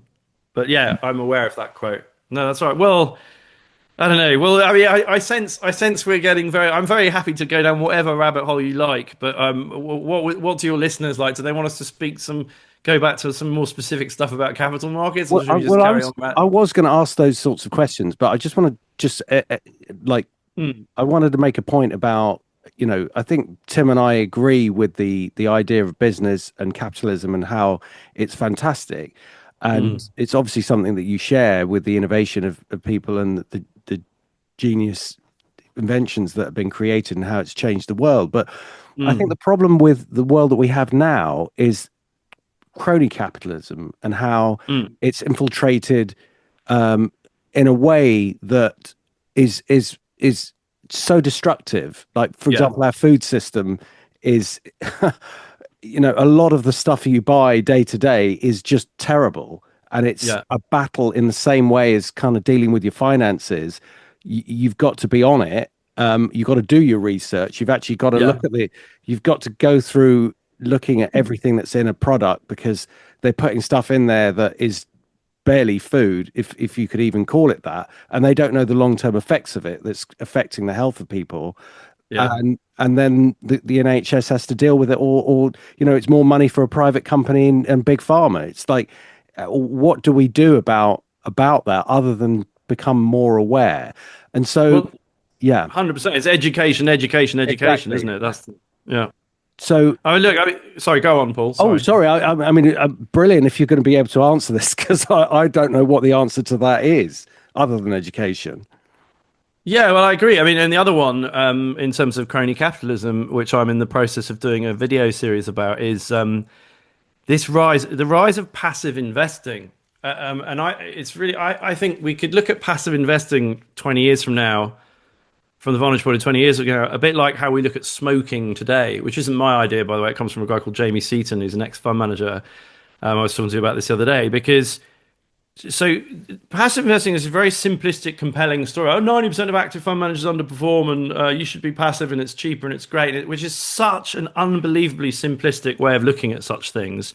When you consider the second order problems that are being created, and even John Bogle, the godfather of passive investing, said that, if we got to the point we are now already at in terms of the percentage of the equity market that is passive, it would be chaos and disaster and, et cetera, et cetera. And we're there.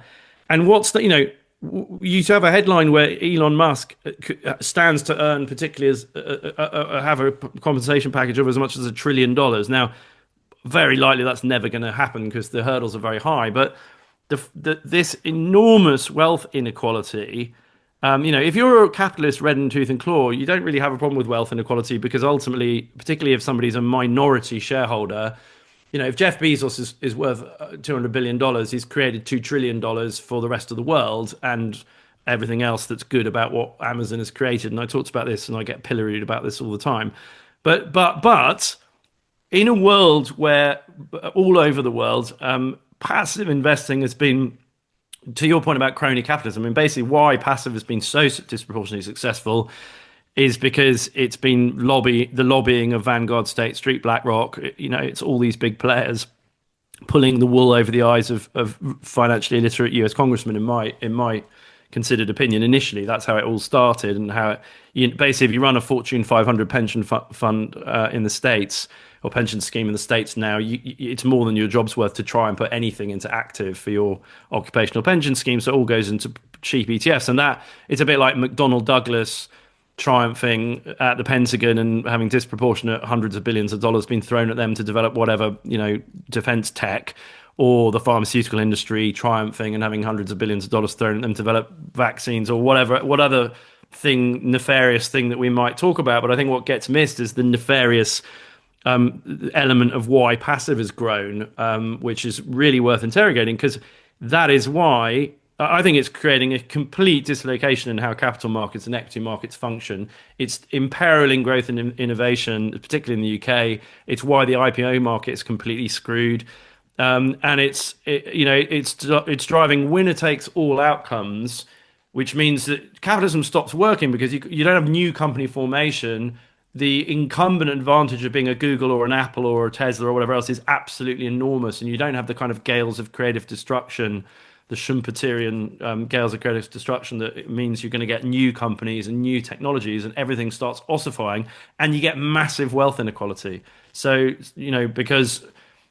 why is Elon Musk so wealthy? Because Tesla trades on 300 times earnings. Like, no, if you didn't have this massive influx of unthinking valuation agnostic passive money, businesses wouldn't trade on those kind of multiples, because it can never be bought I don't dispute anything that you've just said. What I would suggest, though, is that I think there's a case you could make for the solution to passive investing is the success of passive investing. In the reason it's succeeded is because we've had a 40-year benign period of lower interest rates across the world. And that process came to an end about 3 or 4 years ago. So the solution will be that the markets will correct, they will mean revert, and anyone that blithely's made a living out of passive investing is going to look rather foolish in a few years' time. But how do you solve the problem though? This is if active investing managers underperform, and Yeah. then the alternative is passive investing. What is the solution? Yeah, but it depends. If you zoom out, that statement's no longer true. Like Act UK small caps delivered 16% average annualized returns from 1955 to 2021.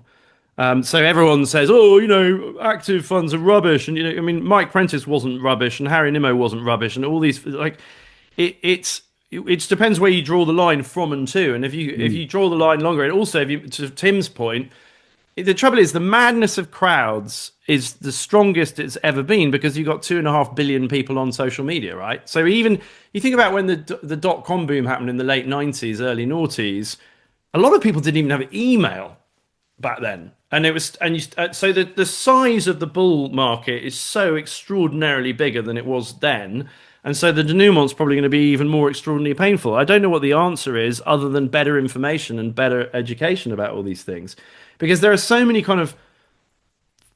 statements people make. Like, I'm combating this at the moment. The statement that basically investing in American shares are better, passive is better. Incredibly simplistic, will very quickly not be true anymore when what the point Tim's making comes to fruition. And if you draw the line from, if there's a 40% plus correction in headline, well, put it this way, it's not just the interest rate cycle. So all these themes that have driven passive to infinity have been so unbelievably, the flywheel's been so unbelievably turbocharged because when it's a self-fulfilling prophecy. So when US equities start catching a massive bid for all these structural reasons and the concentration risk and the Magnificent Seven and everything's completely agnostic to valuation, the two other themes that have then supercharged that in recent years has been obviously every other asset allocator in the world, whether they're in Zurich or London or Tokyo or Singapore or Sydney or whatever, have had to sort of jump on that bandwagon because the S&P has been the only game in town. And then you've never had a bigger percentage of US equities traded by algos, an enormous number of which are momentum-driven strategies. So that's then supercharged things even further. And I think the problem is that if all of those things go into reverse, like as a series of dominoes, the crash this time could be immeasurably worse than it was certainly in the dot-com boom. And so then everything, and I don't know what the answer is in terms of saving people from suffering that crash. My answer is make sure you're diversified. No Make force sure. on earth can save people who are determined to grow suddenly rich. Yeah, well, yeah. Who's that? Who's that quote from, That's Tim? Lord Overston, that one. Yeah, very nice. Well, I think Yeah, yeah, the point with stock markets is that they do crash periodically, and it depends when what you do to get yourself out of that, yeah. and in terms of timing, like you said, over the long term, um, the Warren You Buffett carry on strategy, buying, you carry on buying. but I'm not, I'm not, I'm but not, I'm not advocating that. I'm just saying that is an approach, and that is an but the approach bigger but that's worked since the beginning of the stock market, pretty yeah, much. but what has also worked until a few years ago, and this is the bigger problem that I've just been doing this piece about, is the IPO market.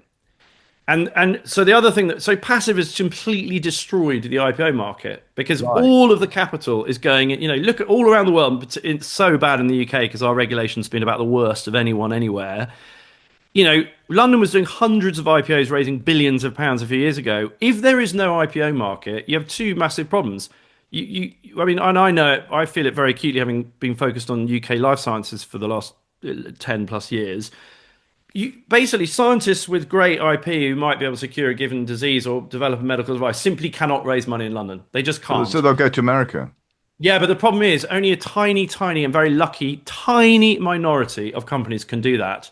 And Silence Therapeutics, Verona Pharma, GW Pharma, that's like three. Most of the others there are a handful of others. Most of them are trading deeply below, or they're better now, but it's not been, it's not, NASDAQ has not been paved with gold for those businesses.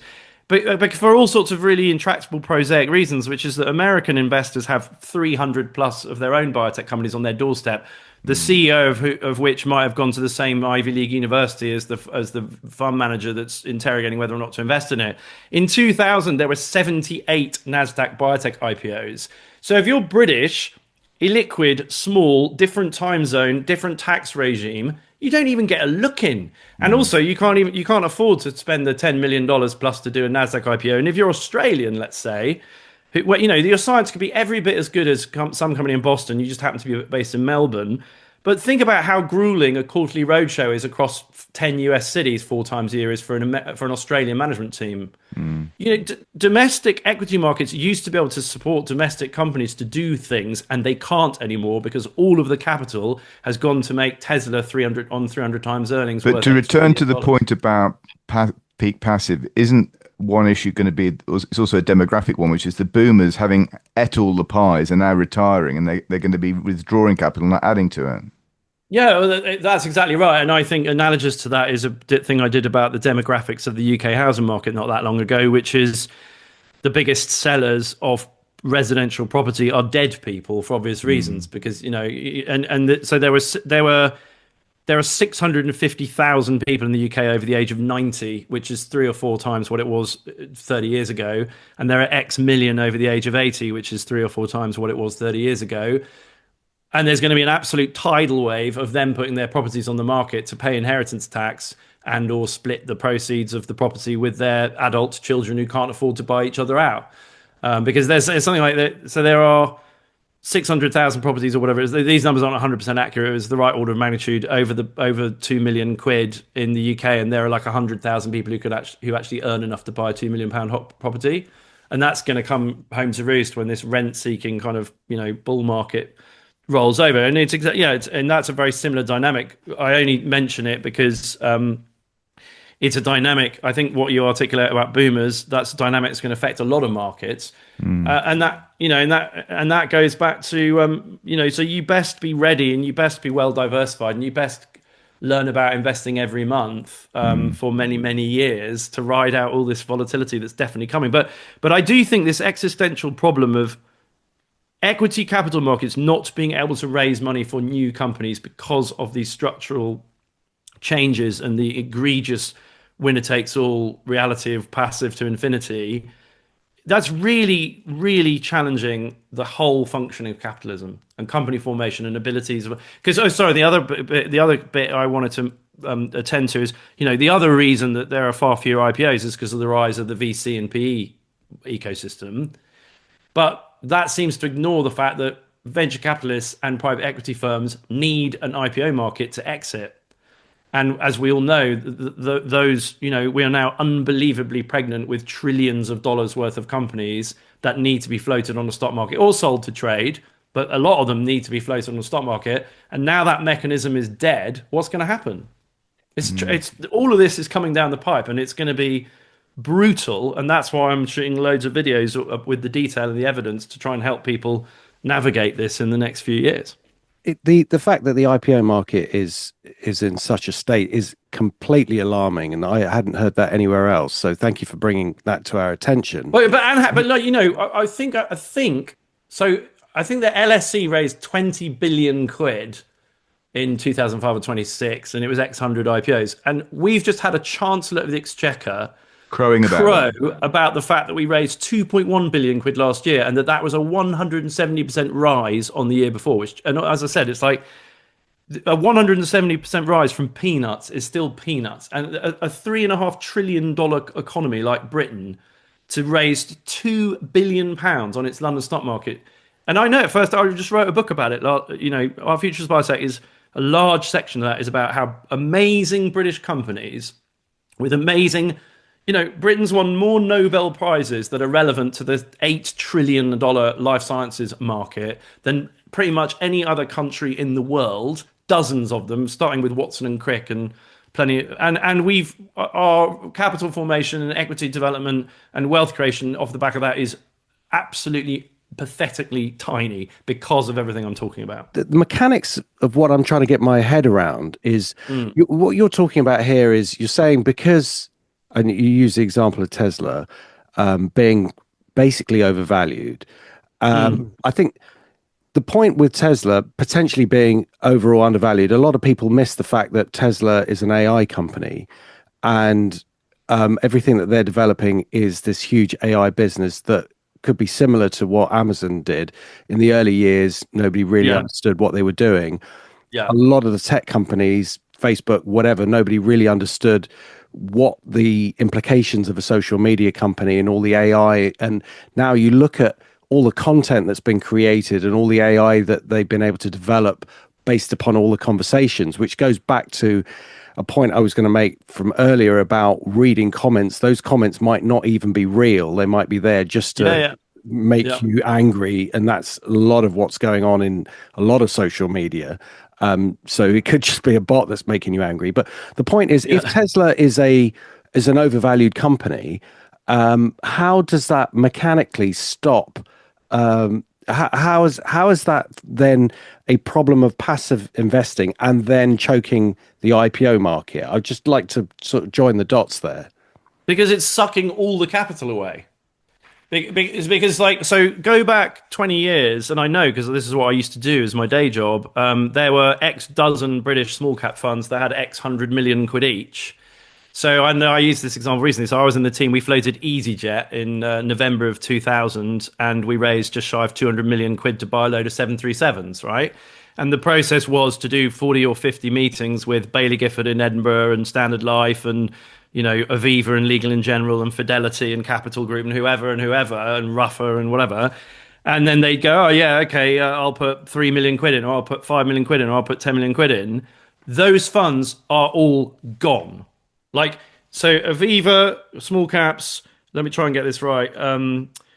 Bailey Gifford, 91 Asset Management, Jupiter, maybe Invesco, but you get the picture. Like, all of the biggest investment brands that used to have a 500 million pound UK small cap fund, those funds are shut and gone, right? Wow. Okay. So, That's and right. I see because your point. because yeah, nobody knows this stuff. Nobody knows this stuff. Maybe a few hundred people who used to work in small caps knows. Maybe that's a bit punchy, but very few people. Rachel Reeves certainly doesn't know this stuff.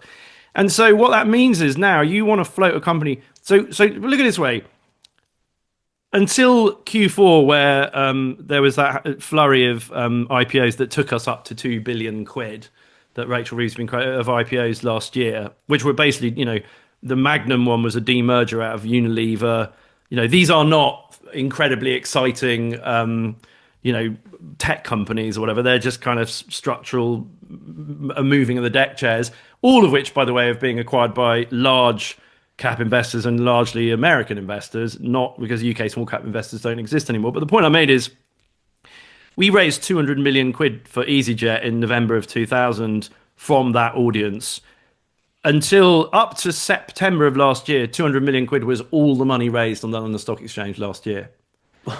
So if you wanted to start an airline company in London right now, like Stelios, and go, and by the way, EasyJet employs 18,000 people, flies 90 million people around Europe every year, has had untold positive effect on God knows how many second tier cities in the UK and Europe. And the amount of impact it's had on airports and airport retail companies, and just the joy of people going on stag do's or hen do's, or people being able to go back to see their parents in Northern Ireland or Scotland or Poland or whatever. I would argue that a company like EasyJet, having been able to raise 200 million quid 25 years ago, is a very, very good thing for the British economy and humanity, frankly, without wanting to sound too hyperbolic. If you were trying to do that today in London, you could not do it. There is just not the money to do it. And this is my Shocking. point. That's absolutely shocking. Yeah. And then nobody gets but Tesla's on 300 times earnings, and Elon Musk's the richest man in the world. You Like, see, why can nobody draw these dots? And just to be clear, Tesla may well end up being a 10 trillion. I don't know. Your example of Amazon's a good one. Amazon fell more than 90% before it then bounced and became the huge behemoth it is today. Maybe Tesla does the similar thing, but the number of companies on the S&P 500 that are unprofitable and valued very, very highly is, I think, at an all-time high. Tim, am I right in saying that? It sounds plausible, certainly. Yeah, it is. Whether that's exactly correct or not, broadly the point is made. The structural change, hundreds and hundreds of billions of dollars going into market cap weighted ETF that give no consideration to the balance sheet of a company, what its P ratio is, what its growth rate is, the quality of the management, what its new product launches might be, all of the stuff that active managers interrogate. just means that there's loads of really low quality stuff out there that has been goosed up to really high valuations. Now, to me, that is all going to end in tears. So, And maybe Tesla, maybe Tesla is the one that goes on to be the $10 trillion company because robotics is amazing but along the way, the pain of because don't forget the pain of the dot-com crash, and this time the pain of the intermediary ruction between A and B here is going to be the worst it's ever been, in my considered opinion. And just to Because get a bit even more bearish at a macro yeah, level, the same insanity holds true at the level of bond investing because bond indexation is even more stupid than equity indexation is because bond investors are obligated to own the most heavily indebted nation's debt, which by definition is not the debt you want to own. You want to own debt that's ideally issued by a creditor, not a debtor. that and is a just very that's and a just to great. raise that up another notch, banks These are we're definitely going all the way to 11 on this one. we are going to 11. Yeah, Just love to raise it. just to raise it another notch, if you look at how banks 12. We're going to 12. okay, we're going to 12. 14. If looking at 12, then if you look at how banks allocate their capital and how much risk due to regulation that they place in certain so-called risky assets, one of the considerations of that risk is if it's in a government bond, it's considered to be no risk. So that means Yeah. that banks basically are valuing government bonds at zero risk. So therefore, they can put as much into that as they want, which is extremely dangerous. Very low. Well, but it's extremely dangerous in nominal terms, not in real. So the point being is that, like and I know Tim. I think Tim, you're the one who's described government bonds as a return-free risk. I think that's. I'm actually Fly, quoting. fly in search of a windshield. Yeah, but basically, it doesn't matter where a country has control of its own currency issuance and can do QE up the wazoo, other than in what the silver price and the gold price, and to a lesser extent the Bitcoin price, and every residential property market in the whole world's price is telling us about. To your question earlier, Tim, about the denouement of the global monetary order, is that nominally those bonds will be fine because the Fed or the Bank of England or the Bank of Japan or whatever can just create money out of thin air to But the currency support will be worthless. but the currency will be worthless, and that's what silver and gold are telling us. But the crazy thing about all of this is that us three can have this discussion, and it's all kind of fairly self-evident and obvious and not that controversial. But I reckon 99% of sentient, intelligent adults don't understand what we're talking about. Right. Practical steps. Yeah. What would you say, Andrew? If we could go through from, say, someone who's 18, then someone who's 30, someone who's 40, and someone who's 50, say, Yeah. what sort of next steps can they take? People, I'm not. I mean, if you want to keep going higher, that would be great. I'm not trying to, not include people who've clearly retired over the age of 60, but I'm thinking that's probably biggest bang for buck going from 18 to sort of 50. What should people do? Next steps So after listening to this.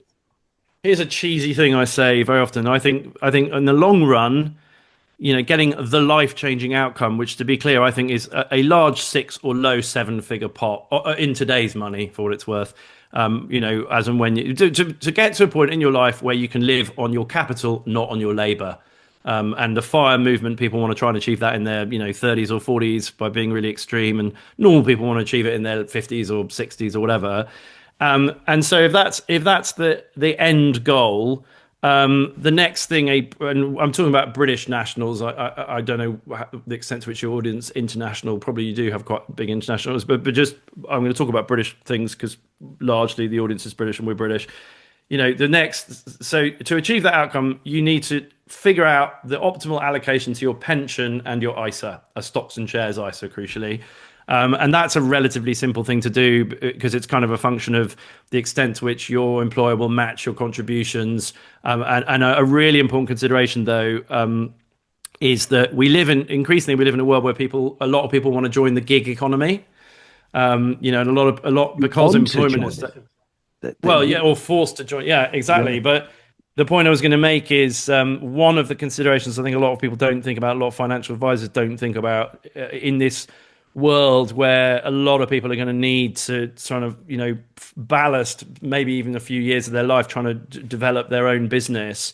Is it all other things being equal? If you've got a good job, a good kind of white collar job or whatever that's going to take you all the way through to retirement, you work for a big company that's a generous employer and will match your pension contributions, you should, for tax reasons and reasons of optimizing, how much you can accrue in your pension, max your pension and max the contributions from your employer, and fantastic, and you end up with a lovely big pension pot.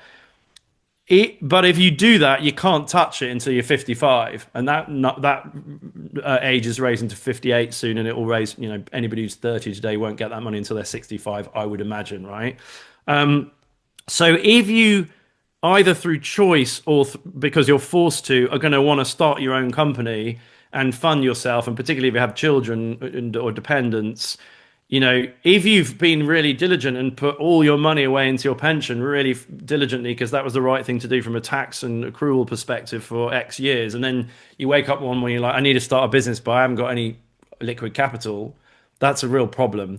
So I think a lot of people need to think. That's why people need to think first about their allocation to a pension and an ISA, because they have different tax benefits and they're different accounts, but just be really thoughtful about how to, if you've got X £100 a month to allocate across those two things, how should you do that, bearing all those things in mind? And I've written about this and shot videos about it to try and help people with those different ideas. And then the next thing is, I think for most people in this day and age, given life expectancy and everything else, use that elegant idea of 120 minus your age. That gives you a basic rule of thumb about roughly how much to save and invest each month in inverted commas aggressive stuff, and roughly how much to save each month in defensive stuff. And then the next step is to choose specifically which aggressive things and which defensive things. I would argue that the lion's share of people should keep it simple. And, you can just have a big global equity index we talked about earlier, and then maybe gold, bonds, cash, whatever on the defensive side. And then so the same advice applies to somebody whether they're 20 or 30 or 40, with the only difference being that they have changed their 120 minus your age allocation, so the 40-year-old is a bit more defensive than the 20-year-old. Or the only other thing being is that if somebody does this from say 25 to say 45 relatively successfully, they will have quite a lot of money when they're 45. And it's at that point, I would argue, that people who are then so inclined might get a little bit more sophisticated in terms of maybe having some active funds, smaller companies, biotech, maybe even a bit of crypto, gold mining companies, whatever, fruitier, more complicated stuff. But I think for the first 10, 15, 20 years of anybody's trajectory, they should just keep it really simple. Because I think that's the most, that maximizes the chance you get the best result. And is that so? And you could basically just write all this down and do this. And if this was, if they wanted to go into more detail, they could buy both of your books. That one aimed at I mean, it's all. Or actually, if they want to go into more detail without giving me any money, or more pertinently, my publisher, who gets most of the money, as is usual in publishing, then just go on our YouTube channel, which is snappily named Plain English Finance and Andrew Craig YouTube channel.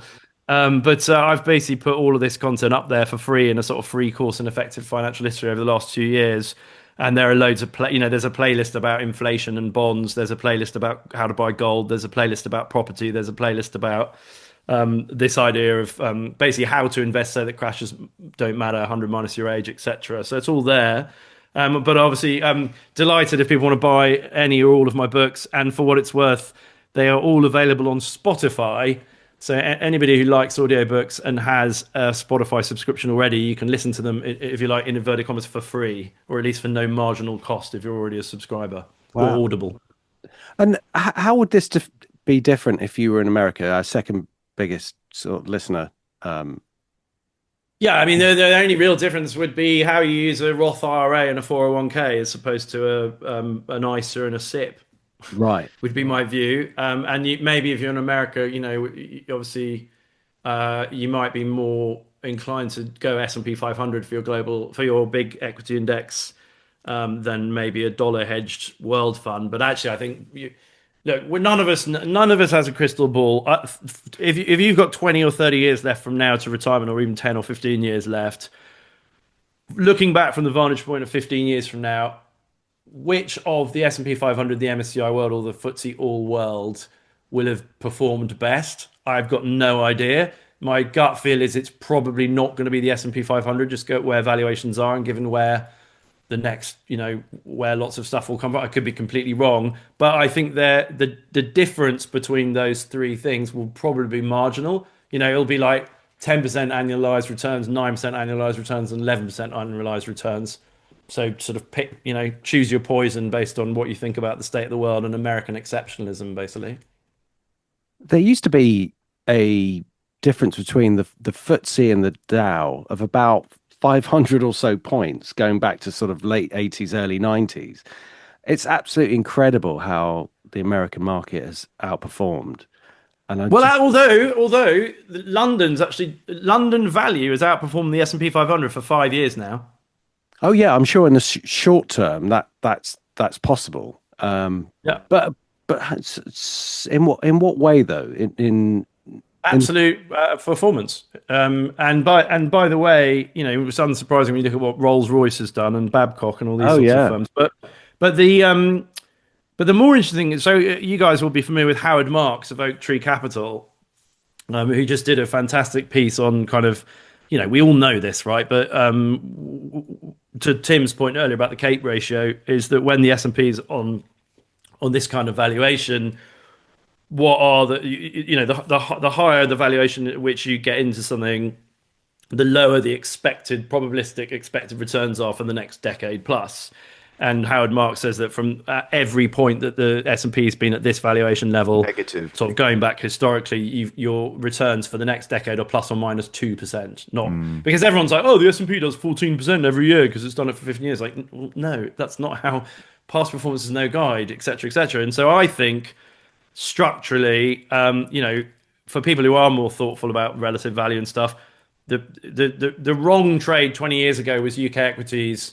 You should have been long S&P 500 and not long UK equities. I think I think from the vantage point of 20 years from now, it will be exactly the opposite for all the reasons we've been discussing. Hmm.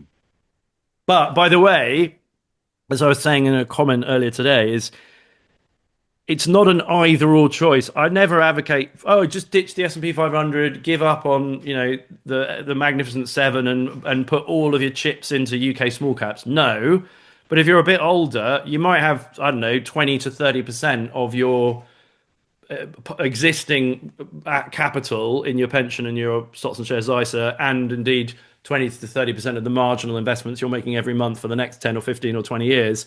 You might have at least some of that in something that's demonstrably undervalued, like UK small caps, alongside a big global fund, just to increase the probability that you make slightly higher returns and you're at less risk. Because if I'm right and UK small caps are going to go on a tear for the next 10 years and S&P 500 probably isn't, given where we are valuation wise, having exposure to something that could bang out low teens or mid teens returns will hedge the few challenging years you have with your big global world fund, if that makes sense. So a couple of final questions that I'm thinking of here is obviously AI big story over the last few years, could be overhyped. We'll have to see, but definitely kind of world changing technology. But one area where there's also been some amazing advances, knowing a bit about CRISPR technology and what it can do, that just in a similar way, AI was there for a while and everyone ignored it. And then it was the only thing anybody wanted to talk about. I think a similar thing is going to happen with CRISPR technology. And you've obviously know far more about this than I do because you've written this book about biotech. Yeah. What do you think people should be preparing themselves for in the coming years for this massive change, potential change in this technology and how it could literally transform all our lives from a physical point of view rather from a technological point of view? Yeah, well, look, I mean, so the big thesis behind my book was I totally agree with that. I think biotech is going to be one of the huge themes. And I'm not going to try and make a call on whether biotech's going to be bigger than AI or AI is going to be bigger than biotech. It's all, convergence is key. It's all these things working in tandem because AI applied to biotech is a huge part of why biotech's so exciting.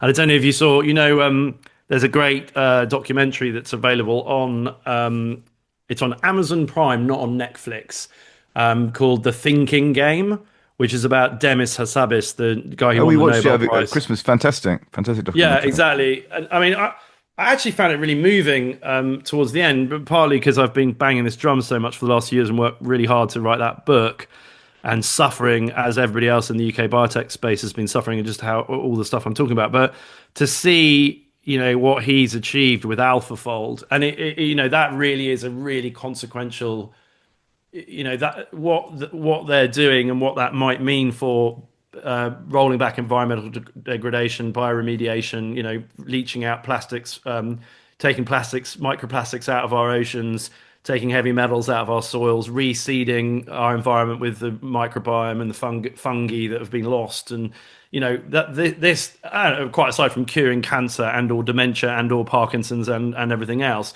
it's unbelievably exciting, and I've been immersed in this now for a decade and spent 3 years researching the book. But I guess in terms of the economic opportunity, the point I've made is, in my view, the last century has been about physics and tech. Tech is basically physics, whether that's silicon or electricity or aviation or whatever. And I think the next century is going to be about biology and biotech, and that's actually for fairly prosaic, intractable structural reasons, which is, we all know as students of equities and economics that you create value from solving human problems, right? So whether billions of people want to fly around the world, we create a thing called an aeroplane. People want to use the internet, we create the internet, etc., etc., and that creates enormous amounts of economic value. The remaining challenges and problems that we confront as a species, so curing cancer, elderly care, mental health challenges, environmental degradation, agricultural productivity, and are factually problems of biology. So more or less self-evidently, the businesses that are going to create the value, the trillions and trillions of value by solving those problems, are biotech businesses, businesses implementing biotech science. So that was kind of the thesis behind my book. What slightly disappointingly, though, to go back to our earlier chat, big picture, I don't think most people should rush out and buy a biotech fund. I think that most people will, just as the tech industry was a thing that a tide that raised all ships. You made money out of owning Microsoft, Apple, IBM, latterly Nvidia, etc., etc. But you also made money. Why, aside from the passive theme and everything we've talked about, human progress has been one of the key drivers of US equities delivering north of 10% for a century, and real wealth creation as well as inflation and funny money and passive and everything else. There's been a lot of real wealth creation that's come as a result of tech revolutionizing every industry, whether that's healthcare or travel or mining or whatever it might be, or shipping or aviation. And so I think the easiest way to get a proxy on the impact of the biotech industry on us and on economics is actually just, again, to have a big global equity index for most people, because it will goose the return. It will bleed through to so many industry sectors and create lots of wealth. But if you do want to be a bit more concentrated, there are lots of biotech funds out there, life sciences, healthcare, biotech funds. Just go carefully and like I said earlier, I reckon most people should have a large allocation to a large equity fund. Sort of that's the no-brainer bit, and then have some biotech, have some smaller companies to get the hopefully 14-15%. You could have many years of mid-teens returns from a biotech fund, or indeed a smaller companies fund, but just be aware it will be volatile along the way. God, sorry, that was a very, very long answer. No, it's great. No, that's the whole point of the podcast, to give you time Yeah. to do that. And you mentioned crypto, and I kind of sense that you're quite guarded about it, but you see it as an area that you could diversify into. Where would you, if you were going to buy certain assets, which ones would they be? Yeah, so my thought on crypto, so there's this great thing, crypto enthusiasts say that crypto is going to change everything. Web 3.0 is going to change everything. Blockchain is going to change everything. And my point is just, and I wrote about this in the updated edition of How to Own the World, but people said that about the internet in 1995 or 96 or whatever. And I was there. I was on the UBS smaller companies team, floating lastminute.com and loads of other businesses like that in the height of the crazy .com boom when it was just madness. Capital Radio announced that they were changing their name to capitalradio.com. And I can't remember how much the share price went up, but a lot. And it was just crazy. And my point is that, in 1995, 96, 97, the internet was clearly going to change the world, but 90% plus of those companies were going to go to zero. And even Amazon, which has been one of the ultimate winners from the internet, fell 90%, in the dot-com crash.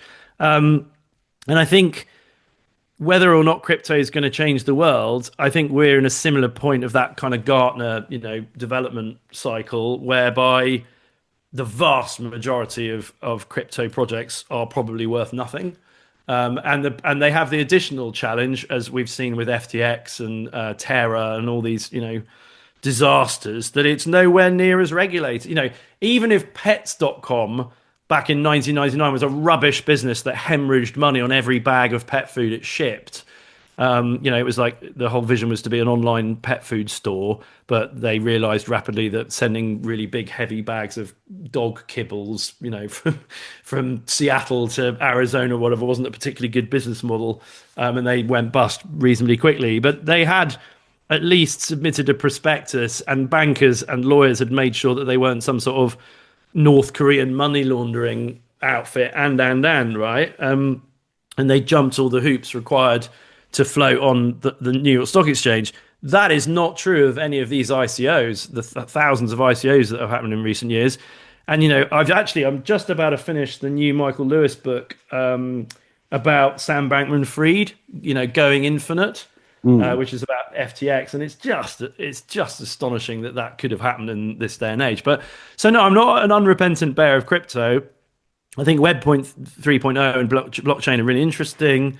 We talked about it earlier, and we talked about a sort of Star Trek utopian future, mate, where we've disaggregated government, and maybe that will all be, listen to people like Naval Ravikant or these sorts of guys at the cutting edge of this stuff. But I think in the meantime, an awful lot of people are going to lose an awful lot of money, in the ones that don't succeed. And I also often cite, the comeback that people often have would be, well, yeah, but Bitcoin, Bitcoin's the big daddy, maybe Ether, although there are big question marks about that. But, if you're going to have some crypto exposure, Bitcoin is like the blue chip one, and I'll have that. But I would, and that may be true, and I think there are lots of compelling arguments that it is true, although it hasn't been, it's not done the job of being digital gold that people thought it might be, whilst gold and silver have done the job they've done in the last year, as we well know. But the pushback I'd have about that is, I was, one of the companies I used to broke in the late 90s was Nokia. And Nokia had a mortal lock on this new, very exciting mobile phone market. And you remember the banana phone Neo had in the Matrix. And, Nokia was a very cool, very successful company. It was making everyone lots and lots and lots of money. And it was very exciting to run around Europe with the Nokia management. And I think it peaked at like 300 billion US dollars market cap, something like that. And it was like 85% of the value of the Helsinki Stock Exchange and blah, blah, blah, blah, blah. Within 5 years from peak, I think I'm right in saying it was a $5 billion company.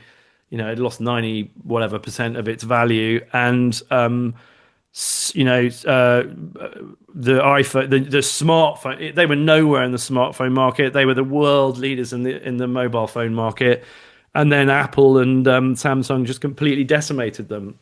And I think there's a non-negligible chance that certainly Ether and maybe even Bitcoin, could do a similar thing. Never say never, right? So I just think it's always going to be a speculative investment. I haven't drunk the Kool-Aid about Bitcoin being. I think the other thing about the crypto market is just how many crypto enthusiasts don't use conditional language when they talk about it. Bitcoin is going to be worth $1 million. It's it's got limited supply, it's this, it's that. It's like, yeah, I've heard all the arguments, but one thing we all know about financial markets, or certainly people who've been around the block and have looked at lots of different financial markets, is never underestimate the ability of a thesis to be wrong and for an asset class to make you look really stupid. And I do wonder whether Bitcoin will ever be worth $1 million, and whether something will come along, whether it's quantum computing or whatever else it might be. So people, again, sorry, a very long answer, but I think people could have a little bit of their capital in it speculatively, but I personally would never do that. I prefer precious metals myself to cover off that bit of my plan, basically. Yeah. I mean, but you could say what you've said there about, to be fair, about any company or any asset. You could always say that I mean, that's the whole nature Well, of the yeah, but market. okay, but there are two, but There's there are two the differences. whole One nature of the is, market is that there's risk. I mean, look, it's possible that that we could produce gold. I mean, there is yeah, we can the mine tech. an asteroid. Well, no, Yeah, no, just actually just find the technology to create yeah, gold. yeah, There are people who are trying to do that, and if they do it, what does that do? So what I'm saying is that you have to be careful about saying about that any asset. I mean, when you're talking about Nokia, you're talking about mm, a company, a telecommunications company within lots of other telecommunication companies who are yeah, looking to create technology that's better than what Nokia had. Nokia was very short-sighted in not looking at yeah, how yeah, it wasn't like a mobile phone could be more than a mobile phone. It's not actually just the fact that you want to call people, it's that you use the technology in your hands. And in the yeah, same way that Blockbuster couldn't see that yeah, the internet was going to change the way people had media delivered to them. And so yeah, but so that's absolutely fair enough, and I'm not disagreeing with that at all. I'm just saying that that applies to everything, but it's not it's not it's not a monopoly idea towards crypto. And I'm not defending crypto in that sense, because I think mm, what you're saying here is absolutely right. You've got to be careful because Bitcoin could go to zero. The whole sector could, in theory, go to zero. But what we are broadly speaking about here is it is a brand new technology. This isn't something that has no place. And if you go back to the book Sapiens, one of the biggest steps, what one major step in human technology was the ability to write things down, to yeah. record things on paper, because Gutenberg's, people had to remember stuff. You yeah, had people in the village who literally remembered things that happened because people didn't know how to write. And so yeah, once you get this paper technology, it's absolutely incredible what you can write down and what you can record, who owes what, etc., etc. So you've got this technology. Then we fast forward to 2009 when Bitcoin gets created. You've now got this immutable blockchain, mm, which means that governments can't get in there and change it. You and I can't do that either. Um, we have this new technology that can be used for certain products. Now, how it gets used is another matter. The fact that it is just not money, and the fact that not money trades have been doing very well for all the reasons that we've been talking about on the pod, is yeah, partly why it's gone up. But I yeah, guess that isn't enough. And I think the analogy of what happened in the dot-com boom is completely right, because there's going to be a lot of people trying to they've got a solution, and then they're going to find the problem that they're going to solve with it, and they're kind mm, of reversing into it, and we'll see how that plays out. But at the moment, there are people just chucking money at it left, right, and center, thinking yeah, throw it anywhere and it'll work, and that's clearly not the case. But um, but it seems like Bitcoin and ETH, if one at this point wanted to look at the safer inverted commas yeah, safer areas, they seem to be fair enough in what they're trying to achieve. Perhaps more Bitcoin than ETH, but we will see. But I think if the whole sector implodes, um, the altcoins, smaller altcoins, will be hit the most, absolutely, yeah, yeah, and then you'll have a version of ETH and Bitcoin either outperforming or underperforming each other. That could be all the way to zero, possibly, but yeah. I don't think so. I think there'll be something there just because the technology is revolutionary. It's just that we haven't figured out how to use it. Yeah, look, and I don't disagree with anything you said. I guess there are a couple of things about Bitcoin specifically. Firstly, just the sheer size of it, right? It's a $1.8 trillion market cap as I look at it right now. which is quite small Um, in financial terms. well, not compared to any, well, Compared to bonds and equities, it's very small still. yeah, I don't think I don't think it, but it's only what it should be compared more to being a company because there are hundreds of, Bitcoin is not the crypto market, so you shouldn't compare Bitcoin to, you shouldn't say Bitcoin's 1.8 trillion and compare that to gold. Well, gold's a different one, but like the value of equities or the value of bonds, you should compare it to the value of one equity. And yeah, there are plenty of equities that are Okay. worth a few trillion now. And so your point's exactly right, which is that it is probably the blue chip one, but I just think there's nothing to say that another blue chip one will come along that's even better. And maybe when, I know this is years away, and I've seen all the people making both sides of this case, but if it ever gets disaggregated by quantum computers sorting out the encryption, which apparently is a very tangential tail risk, but might happen one day. Yeah, There might be I, some, I used that argument a long time ago, actually. That was yeah. one that I said, but actually speaking to people who know about it, it's not Yeah, not really going to it's be the X end of it. hundred, but well, yeah, unless the exponentials are unbelievably exponential, because you'll never get enough qubits to do it. But I get all of that. But the other Well, important well, thing I'd say actually, about it, actually, the technology allows for it to be part of it, so it wouldn't yeah, necessarily end it. But but, anyway, but everything we're saying is like deeply uncertain, right? And, yeah, and yeah, you know, yeah, yeah, and so, definitely. and then the other couple of things are, I prefer a business that generates cash. I mean, we all know these are pretty trite arguments about, Bitcoin does not generate any cash. Neither Gold does doesn't gold, generate any though. cash either. Yeah, but gold, silver at least has far more industrial use and is going to be a very important I industrial use, and gold agree. has a certain amount of use for industrial use and jewelry and everything else. But the more important one of all to me is volatility. And there's some amazing stat. There's a piece, I think it was the Bank of International Settlements or some big outfit did a pretty deep dive on sort of how many retail investors have lost money in Bitcoin since it's created, and it is basically 80% of retail investors actually lost money. And so the point I make about that is on the journey from, let's say, $100 to $100,000, right? What crypto enthusiasts do all the time, because they're not regulated and they're allowed to, if those of us who are regulated do this, we go to prison, is they go, look, if you'd bought it at price X and had it now, you'd have made 1,000 times your money or 100 times your money or whatever. But what that totally fails to realize is that is absolutely not how I mean, Tim made the point earlier about, or you made the point about how human psychology is about the most important thing in investing. That's exactly right.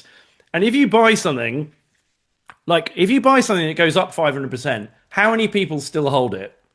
Very few. Like if you've just turned 10 grand into 50 grand, it's an incredibly rare person who holds on for it to become 5 million or 50 million, right? Because human nature is such that people sell, people take their profits, right? And similarly, if you buy something at 16,000 and it goes to 50,000, you're extremely happy, and then it falls all the way back to 4,000. An awful lot of people panic and give up and say, well, this thing used to be worth $50, and they sell up and they crystallize the loss. And then even if it goes back to 100,000, they've crystallized the loss. And What you're basically saying is trading is hard, which is we know that. the more volatile an asset is, the more likely you are factually to fall foul of human psychology, deep inbuilt human psychology, fear of missing out, fear of loss, and lose money. So, which is why the whole industry focuses on volatility adjusted returns, not just absolute returns, and Mm. talks about, the better your volatility adjusted returns, the better the quality of that return. And so, I find it, a lot of commentators on crypto are so fascinating. Oh, it's the best performing investment. It's like that's based on a point to point price Mm. movement, Yeah, the which volatility is hundreds great. of thousands of participants in the market have not experienced. Their point to point price movement was that they bought it at 40,000, panicked, and sold out of it at 20,000. That's the reality. Yeah, yeah, absolutely, absolutely. But it is a I'm if you take what Taleb says about it, he says because of the volatility, you shouldn't consider it at all. And he's been very, very Yeah. negative. I haven't been very kind of positive on it from a libertarian point of view. He switched to being very negative and was Yeah. saying all sorts of stuff about it, which just simply wasn't true. or in my view, I mean, he was saying, well, look how volatile it is around when it was around $20,000. This clearly shows that it can never be used as a financial asset, and lo and behold, it goes to 120,000. Okay, so what do we say about that? It doesn't actually make it, a more sure bet just because it's gone to 120,000. It just means that, people have woken up to the fact that this could be a new technology and want to Yeah, invest. and the madness of crowds has never been more powerful. I mean, Yeah. like I mean, it's fascinating. Is it just tulips? But Look at the tulip. is it that's a really good question. I mean, Yeah, tulips were just a plant, and so, or yeah, I they are know. just a plant. So they have no, they do basically nothing other than sit there and then decay, whereas Or Bitcoin does look more than that. beautiful. Yeah, Well, look yeah, it beautiful. does it though because it doesn't do anything. I mean, this is the other thing about Bitcoin. You know, the vision.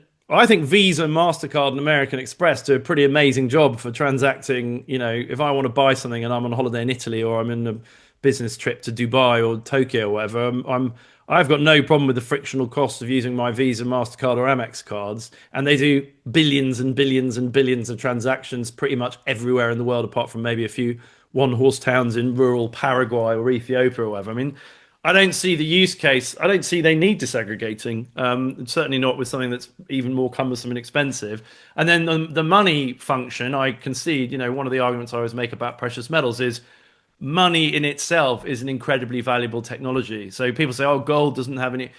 Gold's value is it's money. There are loads of intractable structural reasons why, over thousands of years, in every different part of the whole world, human beings chose gold as money because it's fungible, malleable, divisible, durable, sufficiently scarce but not too scarce. That those are.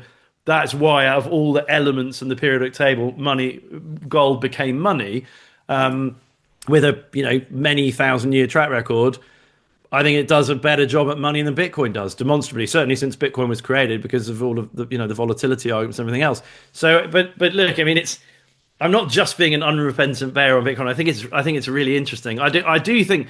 I tell you what, I will go back to though is, and I know people. I did a piece not that long ago about why Warren Buffett's wrong about gold, and I said that he was wrong about gold basically because his great mentor was Ben Graham, and Ben Graham, the whole of Ben Graham's life, adult life, gold was illegal to hold because it was made illegal to hold in the States at the beginning of his career, and it was only made legal to hold gold for private citizens a year before he died, at which point he retired. So Ben Graham never ever even looked at gold, which is part of why I think Warren Buffett's got this barbarous relic view of gold.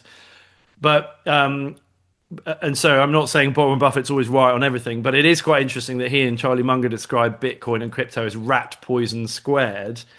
And how many times have I don't know if you've seen all those videos about you've seen the interviews in like 1999 at the Berkshire Hathaway meeting where all these kind of agitated shareholders are sort of challenging Buffett and Munger and going, you guys are rubbish, basically.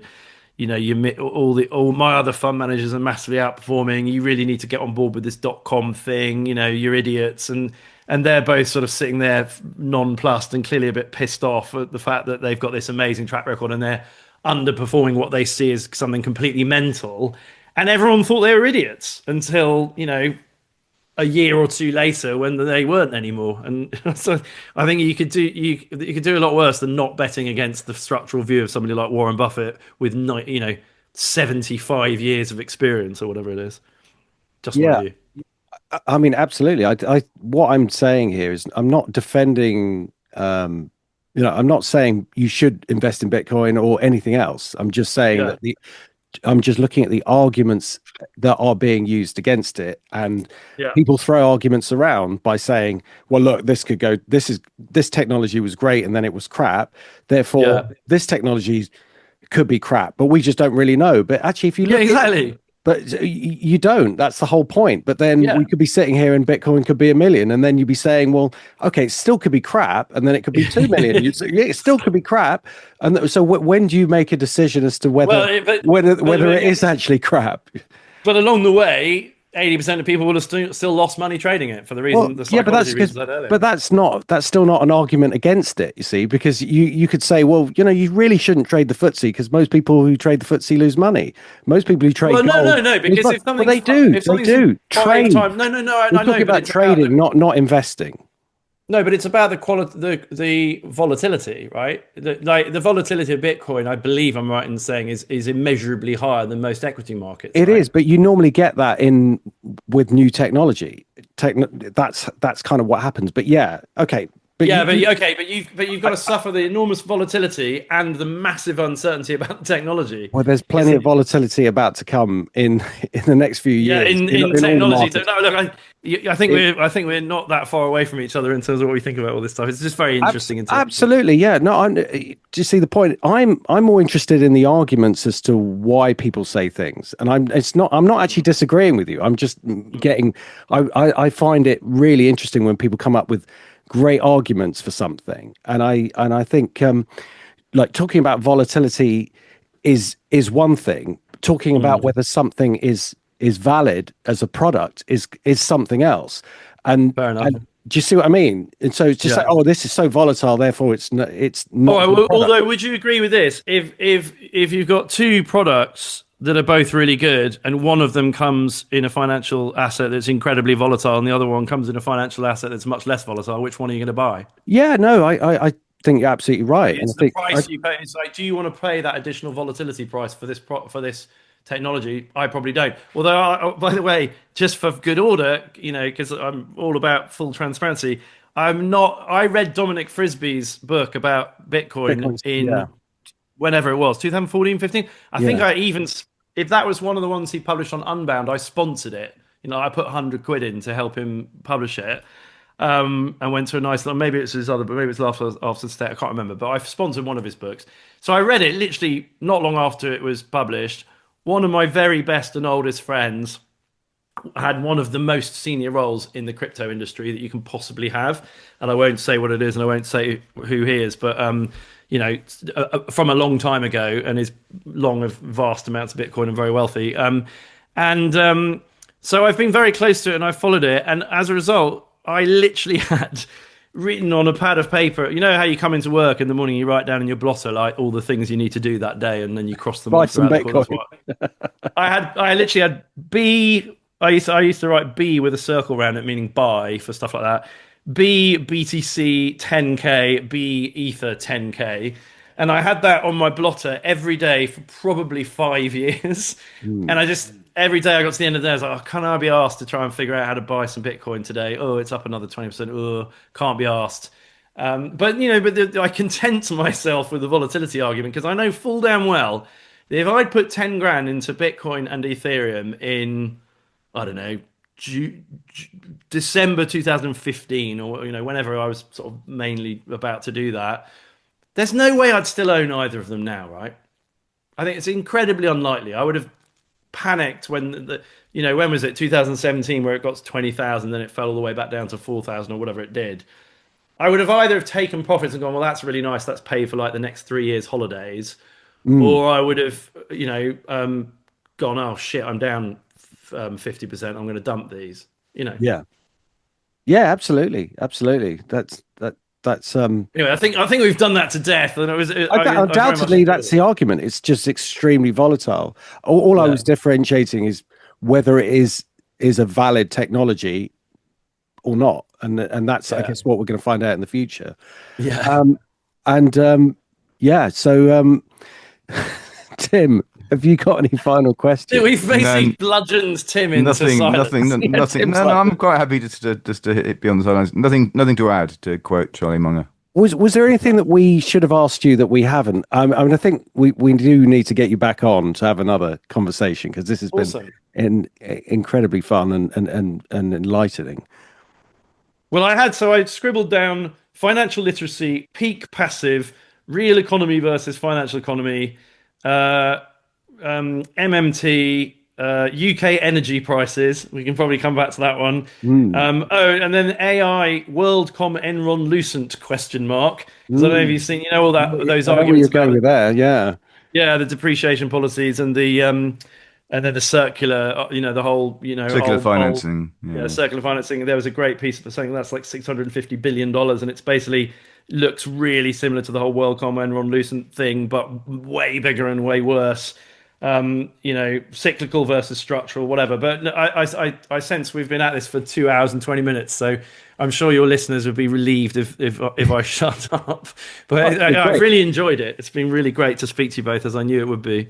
It's been fantastic. So we'll definitely keep that list because we'll definitely tackle those next time if you're all right with that. Cool. Yeah, no, I'd love to, and everything and anything else. So do we have time for media picks, Sure, I do. Tim? Yeah, let's go for it. Yeah, brilliant. Okay. So, I mean, you've mentioned a few, and of course, we're going to put links to your books and your website and your YouTube channel. But, Brilliant. but Tim, what have you got for us? I'm wondering which to choose from for this episode. I think I'm going to go with it's actually a channel, YouTube channel called Great Art Explained. Oh, At Great Art Explained, which is a guy called James Payne, who's a curator and a sort of a art specialist. Choose a painting by someone you like, and then see if it's on his list. And they're basically 50-minute documentaries about how they were made and what they mean and what their importance is. And they're just great fun. Great Art brilliant. Fantastic. Explained on YouTube. Yeah, that's such an interesting point because I think art pre anything that was created pre AI by the great masters can only now just increase in value. I know they have ridiculously, and I know it's linked to Mm. how much money there is out there and all that sort of stuff, and they do get overvalued and crash at certain points. But no, knowing now we have this delineation of pre AI and post AI just makes it, I think, all older art so much more interesting and valuable, and that's a brilliant media pick. I mean, Love it. I don't know if you agree with that thought about older art. Yeah, well, probably. I mean, I think look, at the end of the day, art and fine wine and fine whiskies. I mean, you're exactly right. They'll be volatile along the way, and there'll be hiatus periods, but they are just like silver and gold and property prices and everything else. If you print hundreds of billions of new fiat currencies in every currency everywhere, Van Gogh paintings will go up, as Yeah, will very old Scotch whiskey and extremely nice wine from wherever. yes, especially with governments who keep the Cantillon effect going. Um, Yeah, exactly, exactly. yeah, and so Tim? Did you mention the thinking game as well? Oh, that was Andrew. Andrew Andrew. referred to it on Passable, but I saw it over Christmas. Yeah, It's a great documentary. Yeah, lovely. I'm looking for. I'm going to put that in the list because even though, yeah, I haven't watched it, but it sounds fantastic. So Andrew, what have you got for us? You've given us plenty, but I detect there's plenty more to come. Yeah, well, I mean, straight off the bat, have you guys encountered David Senra, who does the Founders podcast? I think we've discussed David Senra in the past, but certainly I've listened to a Tim's a lot of the fan. founders, and I think It's they're great magnificent. series. Great series. Yeah, I mean, it's just fantastic. What a guy! And he's actually morphed from just doing, he's read a book about so and so, and now he's going to summarize it very thoughtfully for you. Just him monologuing to actually interviewing people like Daniel Ek and who did he do? James Dyson, and he's done a half a dozen actual podcast interviews now, which are very thoughtful, and I just find him very inspiring. I love Tim Ferriss, the Tim Ferriss show. I think his legacy, 900 plus podcast interviews with the great and good. He was one of the original pre Joe Rogan, Yeah, slightly. But I don't necessarily have a problem with Joe Rogan, but I just prefer Tim Ferriss. I mean, listen to him since the beginning. And similarly, actually, an annoyingly gifted young man is. Have you come across Chris Williamson of the Modern Wisdom podcast?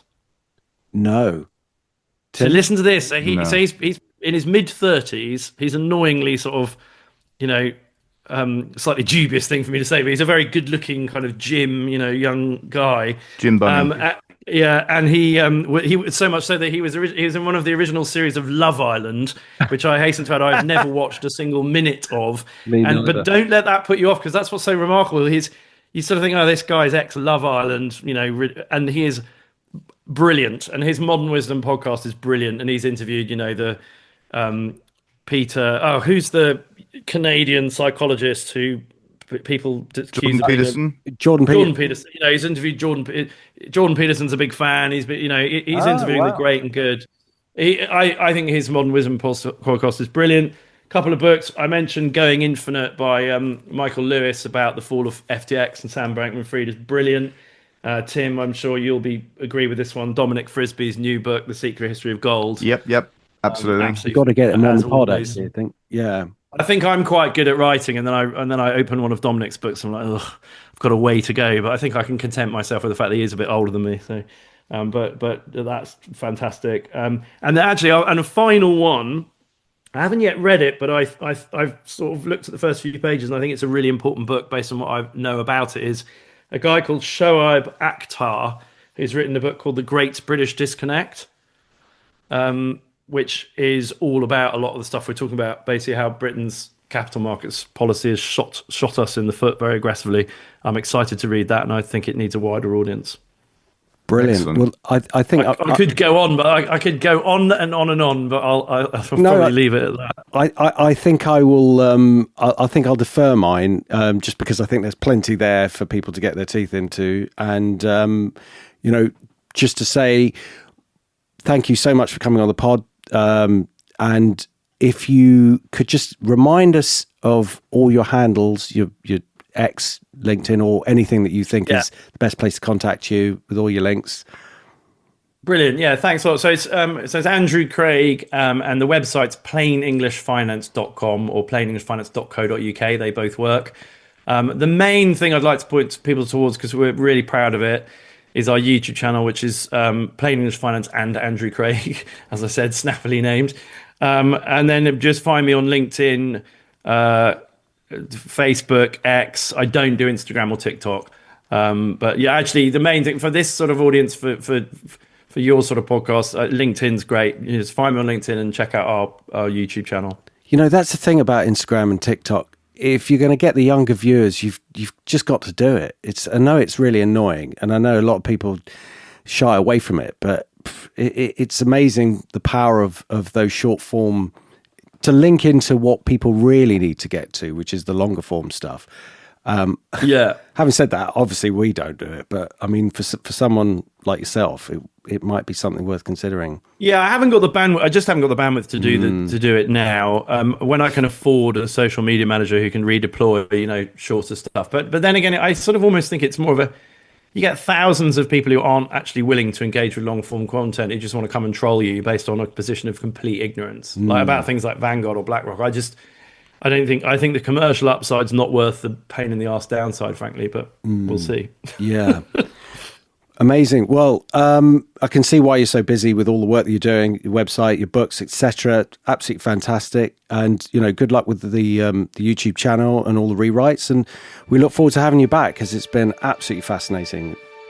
Thanks so much. I really appreciate it. It's a real honour to be on, guys, and I'd love to come back whenever suits you both. So thanks a lot. Consider it done. Make it so, Lieutenant Wolf.